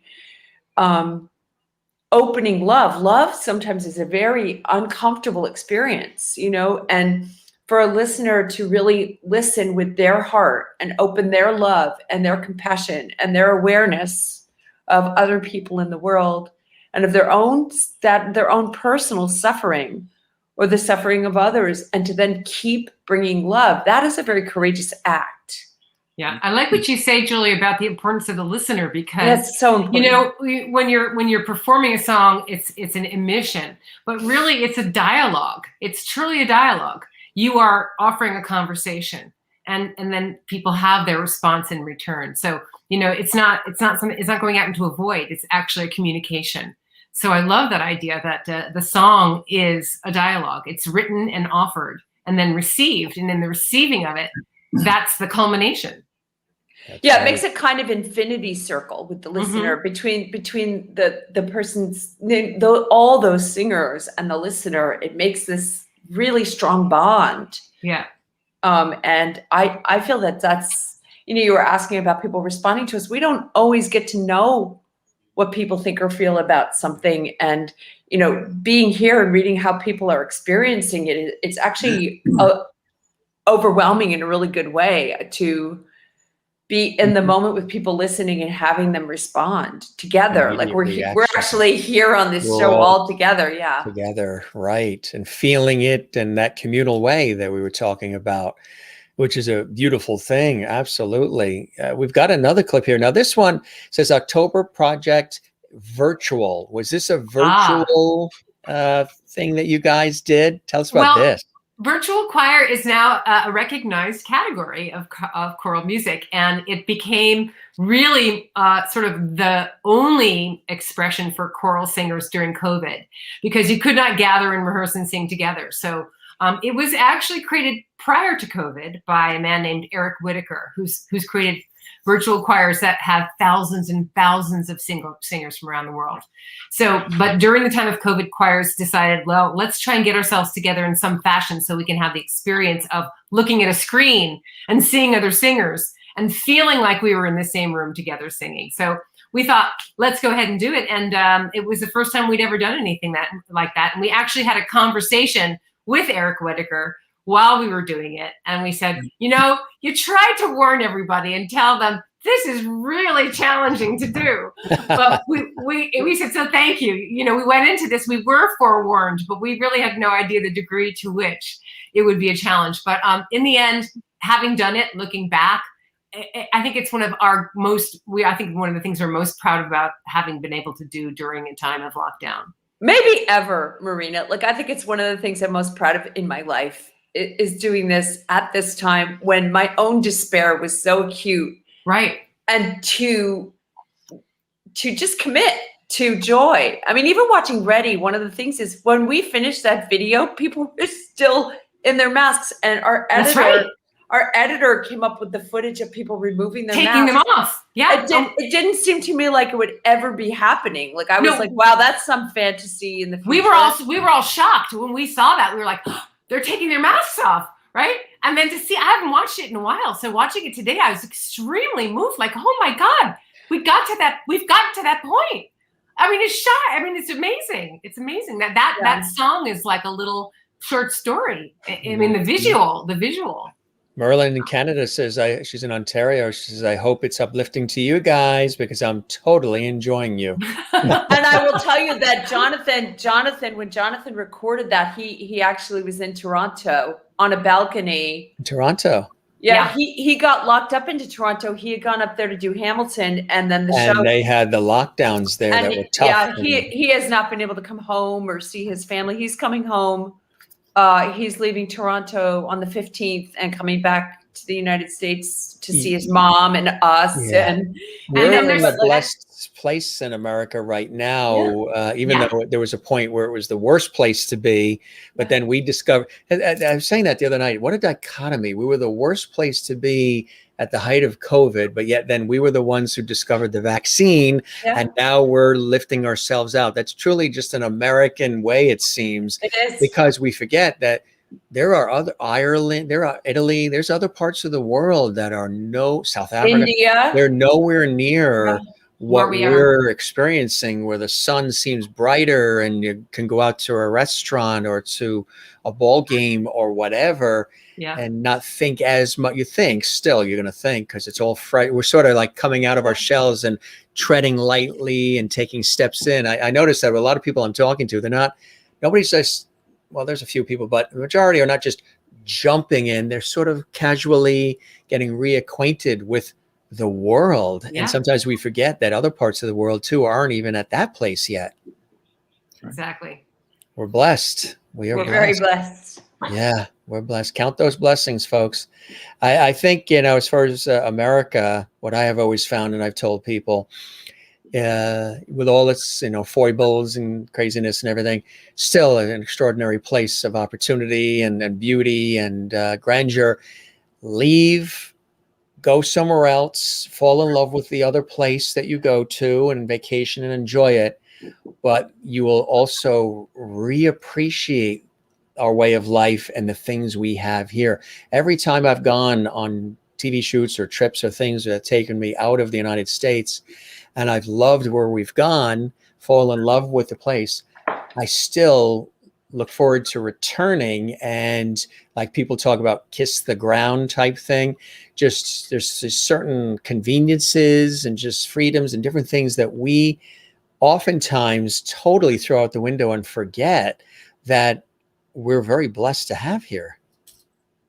So just leave and come back. Absolutely. And then you might get a refreshed view of, our good fortune that we could forget. I mean, one of the things I think about is the simplicity of what's important, like as you were saying before, Jim, and the notion, like for me, one of the things I missed the most was hugs.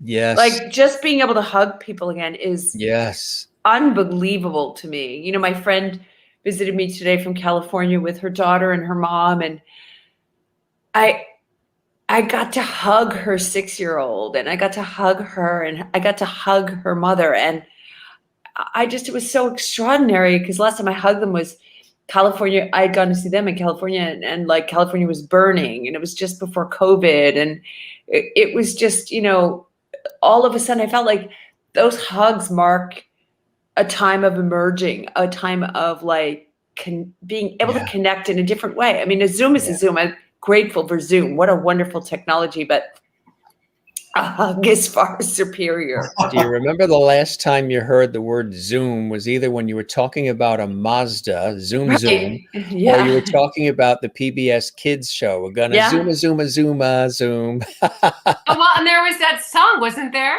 Yes, Zooming in? Boston, Mass, 02134, right?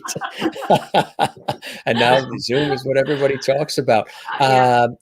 It's Gary's birthday. Hey, Gary in Iowa. Happy birthday, Gary Troyer. He says, this is a true blessed birthday gift. Thank you. You're welcome, Gary, and happy birthday to you. Craig Ghostwriter 556 says, thank you, Julie and Emil and Marina and Jim, for sharing your personal and candid experiences with Lovities here and all over the world. Mahalo Lovities. from Hawaii. Mahalo from Hawaii. Oh. That is beautiful. You're welcome, Gary. Merlin says there's no place like home. Cool stuff. Let's take a look at that virtual choral clip we have here. That's going to be really amazing too, folks. Let's enjoy, and then we'll welcome our wonderful friends, the Trifecta of Talent October Project, where it's always majestic ecstasy. M-E. Hey, me for short. Me. M-E. See? Branding. It's all about you and me.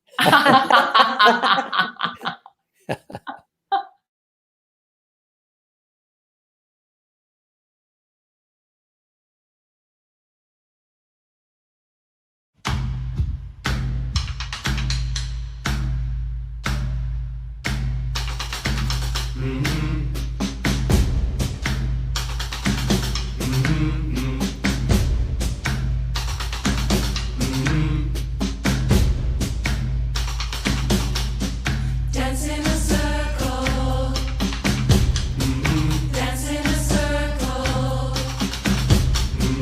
Dance in a circle, clapping our hands. Life is a cartwheel, life is a handstand. For no reason, amazing happiness. For no reason, crazy with joy. Crazy with joy. Crazy with joy. Dance in a circle, clapping our hands. Life is a cartwheel, life is a handstand. For no reason, amazing happiness. For no reason, crazy with joy. Dance in a circle, clapping our hands. Dance in a circle, life is a handstand. Life is a cartwheel, life is amazing happiness. For no reason, crazy with happiness. For no reason, crazy with joy.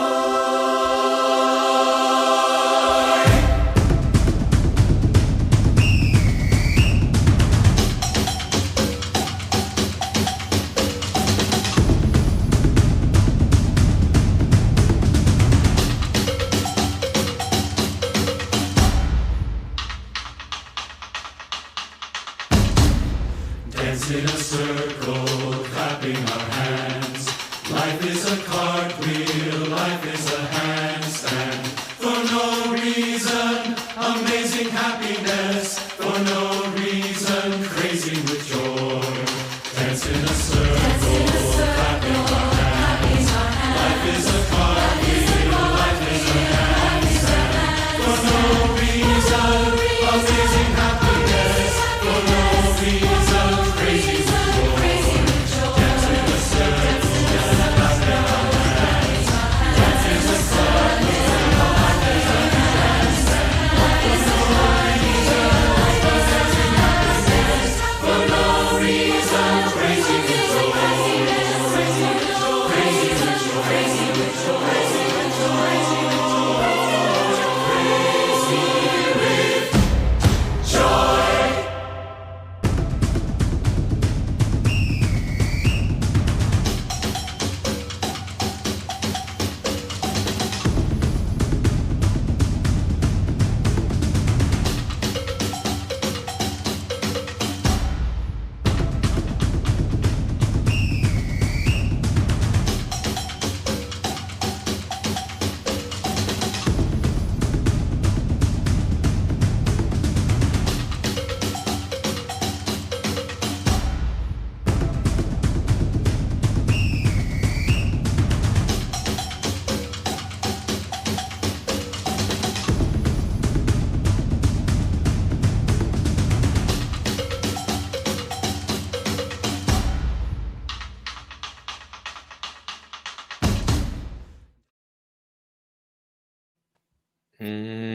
That's incredible. That's a good finale.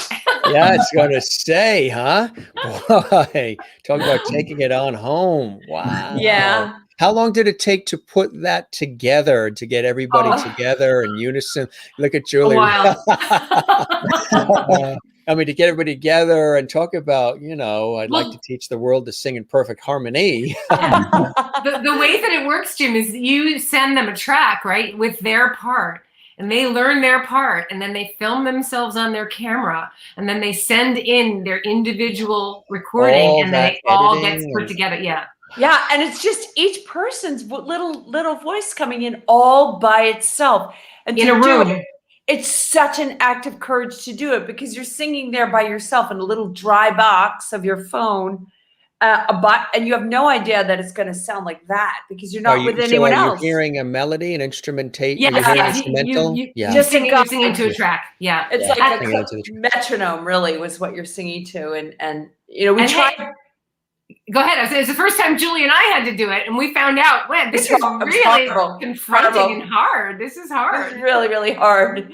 So, because you choir singers especially are used to hearing each other. You're in this big group and you make a lot of noise and no one can hear you, but we can hear all of us, right? And when you're doing this, you have to trust that your puny little self will sound good in the context and trust enough that when you take the courageous act of putting your voice into the mix, that there's going to be a mix and it's going to be a good one. And so we so appreciate everyone who had the courage to participate, and people brought us so many things. The saxophone was completely the idea of David Plackey, who played it. And then we had people hitting the drums, and we had the dancer was from Australia, and we had people from all over the world. And then that little girl who's just A little baby. her name is Maya, which is the perfect name for the person who's leading us all in that just spirit of joy in the way she moves in her body. It's just wonderful. One of my favorite things that happened this year was Maya's grandmother videotaped her watching herself. Oh, I want to see Enjoy. that. I haven't seen that. I want to That's see that. great. It's just so good, right? Yeah, no, it's beautiful. That is funny. I got to say, the lighting in all three of you right now is spectacular. The sun has like it moved, worked the itself. sun has set. Yes, and that window behind you now, we've seen the whole transition from just Julie We all to- went through to sunset evening. together, It's Yeah, great. it was bright behind you, and look at it now. It's That's right. the whole transition. That is funny. There's a Yeah. beautiful there's artwork here that and also behind you, Marina. That's like the cover. Do you Yes. think? Oh, here, I can. Yeah. Is that Yes, the cover, this is a Marina? close-up of the cover. Yeah. Marina, Yeah, you look so and- good with and it. it's Let's, Like, Can you bring that closer? We'll do a closer shot, Marina. Can you bring that Let's closer? see. Yeah, let me see. I'm going to bring my computer. There. Sorry if it's not so. Did that work? Uh-oh, where'd I go? Are we That all is still there? beautiful. Oh yeah, we did a full screen there for you. I So feel we really I feel like we did a Rubik's Cube together there. I know, Julie, you're now on the other side of the screen. What happened? I don't know. You guys are dancers. So great. does that throw off anybody's karma? No, or I I anything? know. know. No, it's perfect. There's one I like happy on it. the left and one on the right. And I like we it. are perfectly balanced with the 4. No, we do So that. good. We do And that 4, in photo 4 is shoots. my favorite number because it's even and it's balanced. Yes. It is Yeah. a good number, right? And you know what's interesting? This is to you guys, none of this probably sounds strange. A number of people have said to me without realizing that they're saying it, and these are experts in the field and people I've interviewed and different life coaches, all these different people, motivational people. And all of these folks have said the same thing without knowing the other person said it. And they've said there's 3 things that they seem to be pulling out of me. One is that I operate from a higher consciousness. The other is I'm intuitive and I'm a high level empath. And I keep hearing that all the time. And as I sort of, you look in the mirror and you think about some of the things you've done and the way you feel and the why questions and everything, I could see, what they're talking about because I'm very in tune with that. But I also realized recently that if somebody were to ask me, do I prefer a square or a circle? I think I like the square more because it has like The there's a four balance. sides, right? Is a balance to the square, even though the circle is exciting and the circle is fun. I think every once in a while you got to get out of the square and go jump into that circle and just have fun. But I think I prefer the square of the circle. Now, little game show. Who else likes squares and circles? You're all in squares now. Triangle. Oh, Julie likes the triangle. Well, we consider ourselves a triangle. So you you're know, the which triangle. is the strongest structure. It is the strongest structure. No rectangular people here, huh? Yeah. What about you, Emil? Pentagram, pentagonal person, 5-sided, 5 triangles. 5-4. 5-4. Yeah, 5-4, 5-4. But all angular, no circle. You notice between any of us, they all have sort of angles that have definitive beginnings and endings, and Yes. and music too, beginning, middle, end type thing, way of thinking. Cool stuff. This conversation, I love conversations like this. It's like we're all in the same room, having glasses of wine and cheese and just chatting. And that's what I love to do with shows like this. Well, we want to invite you over for pizza. Thank you so much. It's been absolutely wonderful to be here. What a great thing. We hope we can come back in October. Absolutely. When we have the other release. Yeah, October, yeah. Pizza on the beach. That's right. That's no pizza right. on the beach right now, anytime soon. Yeah. Sounds really good about now. And I'm Libra. Mine's September 24th. So, and that goes till October 23rd, Libra. Right. So Oh, yeah. Good time of the year. Good time of the year. Is. There's this they sent, and that is Yes. what you showed. That is the full album cover. That one is what I showed you was the top part. That is really that is stunning artwork, huh? Yeah, that is the work of a Russian artist, Olga Suvarova. Olga Suvarova.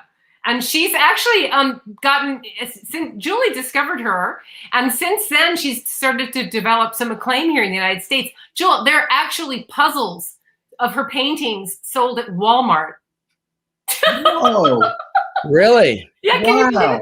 Is that crazy? I want one. Yeah, I know. Like I said, welcome to America. Amazing. It's But a she very was good an place. obscure Russian artist when we found her, and now people are really responding. It's very beautiful. Merlin was noticing, with the last video, the virtual choral video, and she's right, which we're talking about. That was awesome. A lot of work went into that to make that happen. Christina in North Carolina, another winner song, October Project. Love the rhythms. You all have so much talent. Love to share and enjoy. Jane watching very late into the night in Sweden. She's one of our regular lovedies. Another absolutely great. Craig in Hawaii, fantastic. That doesn't put you in the mood. I know if that doesn't put you in the mood, I don't know what will. There's no place like Jim's. Hashtag Lovity Zone home is where your heart is. Thank you. Lovity Squad, Lovity Zone. And Jane in Sweden agrees with Craig. Jen Barry, I love all of your videos. So good energies. Wow. Sherry Larson says beautiful with a purple heart there. That's lovely. Marina. Let's see. Four balanced Zen is what we are. I love it. And a great sense of humor. Absolutely. Got to have that. Gary says this is Hollywood Squares. So I'm Peter Marshall, and who's going to be Rosemary, Phyllis Diller, and Paul Lind? Jim Masters for the block. Yes, Thank you. Right. That's right. Thank you, everyone, for spending your evening with us. Yeah, what a pleasure. Jim, you are such a generous, wonderful host. We are really fortunate. You made our day, our week, our month. My pleasure. Good. When the group with the October and it says we made the month and the year, that means a lot. Well, I hope the show met whatever expectations that you had. Far exceeded. And that you enjoyed the time with me as much as I certainly have with you. This was inspiring conversation, great entertainment, light, love, levity, and our famous Lovity, full circle Lovity. for the four squares, full circle. The triangles and How about hearts? Does anybody love a heart? Oh yeah. I think we all do. Curves Don't and we? angles, right? Yeah, we all love the hearts. You guys are the best. Thanks for sharing all this great music with us, your individual as well as collective stories, learning more now. What I love, which I mentioned to everybody about this particular venue, we don't rush people through. We spend some time. And now when people hear the music of October Project, whether they've heard it for years or they're hearing it for the first time, they'll have a newfound appreciation for the music. They'll hear it probably a little more deeply, and the people behind the music and why they're doing what they do so lovingly and passionately. So I think it takes people, when we have conversations like this, to the next level, and they will appreciate what you're putting out even more richly and deeply now as a result, perhaps, of what we did together tonight. Thank you. Thank you Thank so you much. so much. It was a delight. My pleasure. I toast all of you. You guys be well. Take care. And we will see you soon. Keep spreading the word about the show. We would love that. And yes, toast. Toast.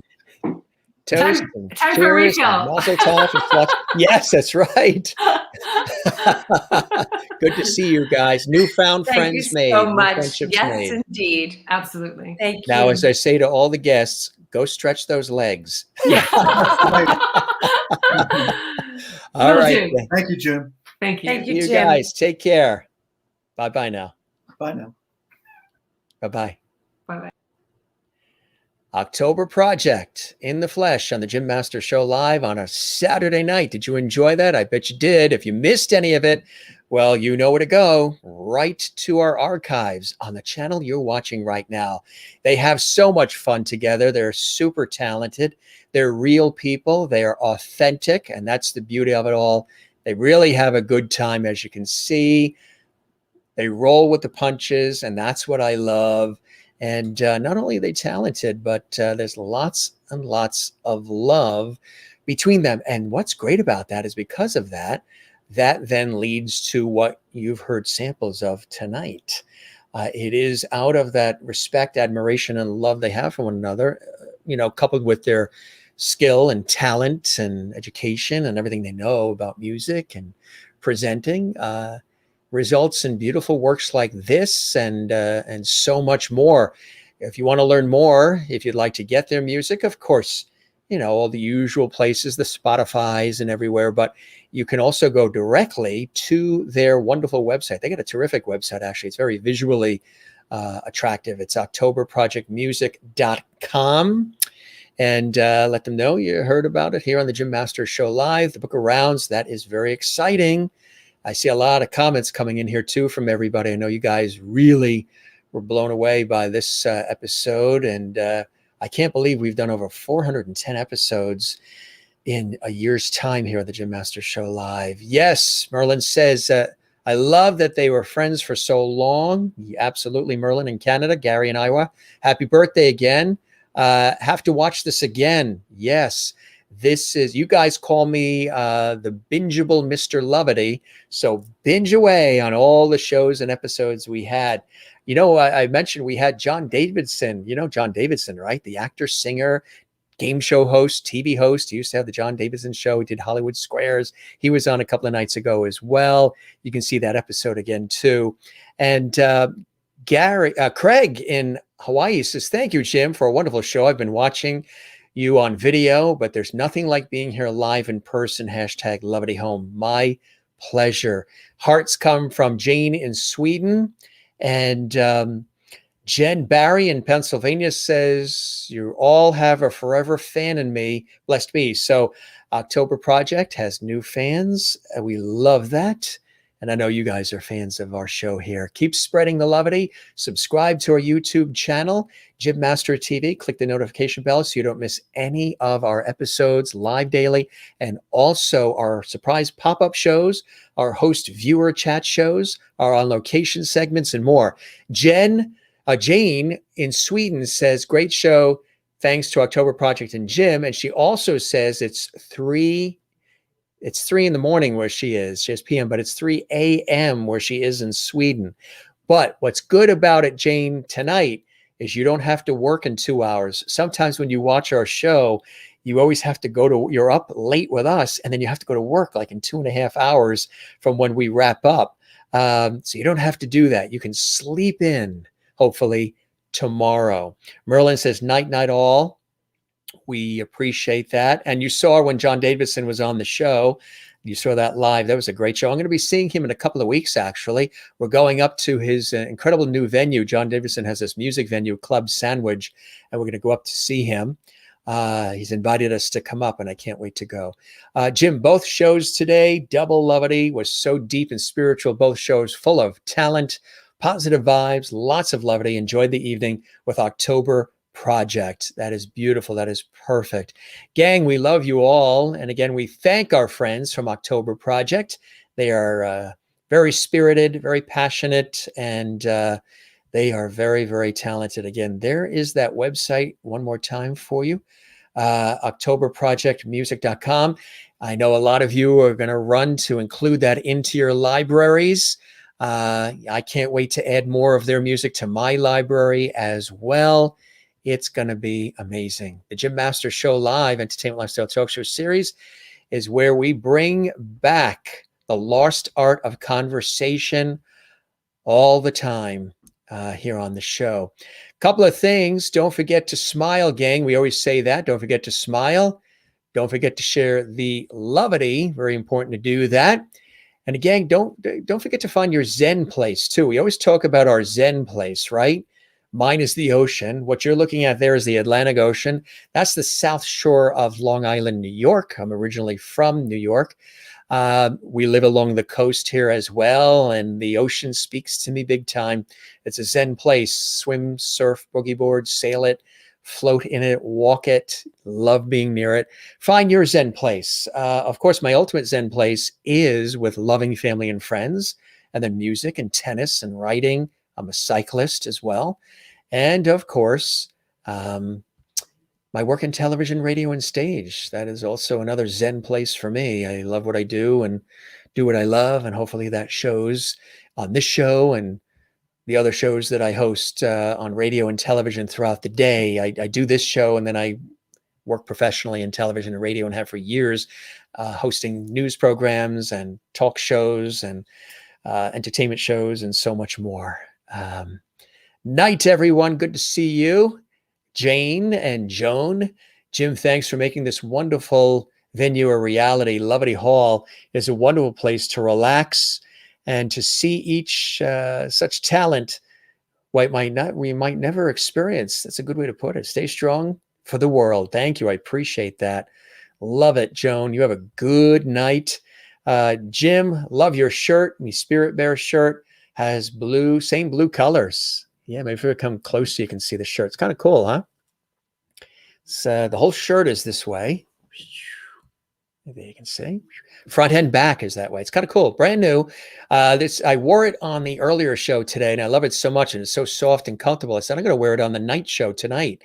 So both shows, you get a chance to see it. It's brand new. Aloha, Malahu Jim, and fellow Levities to you and beautiful Hawaii, Craig Ghostwriter 556. You are a Levity. We love having you here. Tell all your friends in Hawaii about the Jim Masters Show Live, and to subscribe to our YouTube channel, Jim Masters TV. We would love that. Love you back, Jen and Mary Bishop. And it's 3:16 a.m. where you are, Jane. You are a trooper. You're a true Levity. And good night, all. Have a wonderful night. Anne, I know you enjoyed this as well. Christine Clifton, thanks for a terrific Levity day, Jim. Till next time, good night, Jim Masters and all Levities. To you as well, Christine, there in North Carolina, USA. And of course, hello to your mom. And Gary Troyer, one more time, happy birthday to our viewer and our Levity squad member, Gary Troyer. It's his birthday too. All right. I think we've covered it all, gang. We are back. When do you sleep? Good question. That's a good question. I'll get back to you on that when I finally get some. Christine Clifton is one too, known to not sleep too much. She's always thinking and creating too. So she's like me. But the last couple of nights I've been going to bed very early. and I've loved it. I've loved it. Trying to get myself back on track to going to bed earlier and then getting up earlier, because when I do these shows, by the time, it's 20 after 9 at night right now, and I'm revved up. It's hard to go to sleep and come down after doing a show like this for an hour or 2 hours. So you can't just like go like that. I tend to be, excited. So it's, it takes a little time to do that, but cool stuff. And we are going to bed earlier each night. Thank you, Jim, and good night to you and all lovelies. Gary, happy birthday in Iowa. Christine says, my mom watched both shows as well. She says hi to you. Love to your mom, Christine, there in North Carolina. We are back tomorrow. Special time. We have one show tomorrow. It's an earlier show. So, we can have the rest of the day to ourselves. 3 p.m. Eastern, noon Pacific. We have Tony nominated producer, award-winning producer, Adam Weinstock is with us tomorrow live. It's going to be a great show tomorrow at 3 p.m. Eastern, noon Pacific. So again, we are on in the afternoon tomorrow. For those who are watching us live, I know many of you watch this later on when none of this live talk means anything because you're watching this later. But for those watching live and following us live, Sunday's show is 3 p.m., noon Eastern. We have one show tomorrow, 3 p.m. And then we are back on Monday with a renowned actress who played the mom on the 1980s sitcom on ABC, Mr. Belvedere. This is the one and only Eileen Graff. She's also a Grammy nominated singer and performer as well. She is here on Monday, award-winning, multi-New York Times winning novelist and author David Fisher is here on Tuesday. His new book, David Fisher, The Executive Order, and so much more. He is a New York Times best-selling author, like 29 times over. He's here on Tuesday. The extraordinary Rosalind Kind is here on Wednesday. She's a brilliant entertainer and singer. She is the sister of Barbara Streisand. She's here on Wednesday. And then on Thursday, comedian, comedy writer, actor, entertainer, Jeffrey Mark is going to be with us live from Hollywood coming up on Thursday. On Friday, the RC crooner and brilliant singer and multi-talented entertainer, Marty Thompson, who's also one of our lovely viewers. He's going to be live from Nashville to entertain us next Friday. And then on Saturday, live from France. This is Alexis Chevalier, who is a brilliant actor and performer. He's going to be live from France next Saturday afternoon. He is the great, his relative is Maurice Chevalier, the legendary French actor. Maurice is his great grand uncle. So he would be the great grandnephew. Alexis Chevalier, this brilliant actor, is going to be with us coming up on Saturday next week, a week from today. He's all excited, and he is the great grandnephew of renowned French actor Maurice Chevalier. This is Alexis Chevalier. If you missed our earlier episode with the wonderfully talented Malou Bourgeois, she was with us live from Brussels, Belgium earlier today.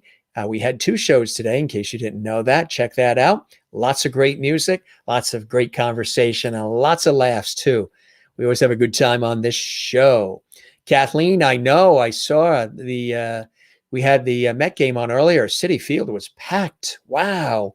That place was packed tonight. I don't know who won. I didn't see the end because I had to start the show, but good to see you. You're going to love this episode. And if you didn't see all of the episode earlier today, 2 shows filled with music, check it out, Kathleen. Get some rest. I know you worked hard there at Citi Field with the New York Mets. All right, gang, the Jim Master Show Live is here for you. We will wrap up now. We'll say thank you for joining us. You guys have a good night. You take care of one another, love one another.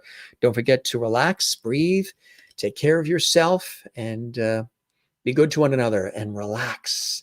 Relax. Everybody's welcome here at the Jim Master Show Live. And you always have a good time here with all of us, and we appreciate that. So, gang, we're going to wrap up and share our channel. Share the links to our episodes, too. Put them on your social media. Share them on your Facebook pages. Tell everybody about our episodes. That really helps our show. And also, we would love it if you could click thumbs up on this episode, this video on our YouTube channel, and drop a comment. I know you like to comment live during the show, but drop a comment about this episode and any of your other favorite episodes on our series on our YouTube channel, Jim Masters TV. We would love that. So thumbs up, give it a like on YouTube. There's a little thumbs up sign there. We'd love that. And also drop a comment. I know Mary Bishop does that all the time too, and we love that. Jane does it, and Amy as well. Juanita has done it. So love it if you guys can do it as well on our YouTube channel, right under this episode, this video on Jim Masters TV. We would love it. Have a good night, Kathleen. A great night. See you tomorrow night. We're here tomorrow afternoon, Kathleen. Tomorrow, we're here at 3 p.m. There's no evening show. We have an afternoon show. So we're going to be on at 3 p.m. Eastern tomorrow. 3 p.m. Eastern, noon Pacific. 3 p.m. Eastern, noon Pacific. All right, gang. Mountains and couch for Jen, who's Zen in the mountains of Pennsylvania. Get ready to wiggle, Jen, and get ready to dance, Jane in Sweden, because here comes our theme music. It was really cool. October Project, they were sort of rocking out to our theme music before we went live on the air. You guys are the best. We love you all. We will see you if you're here tomorrow. And if not, we'll catch you on the next one. And again, all of the episodes you can see in the archives 24/7, 365 on our YouTube channel. Catch you later. Thanks for being with us. We appreciate it. Be well. Good night.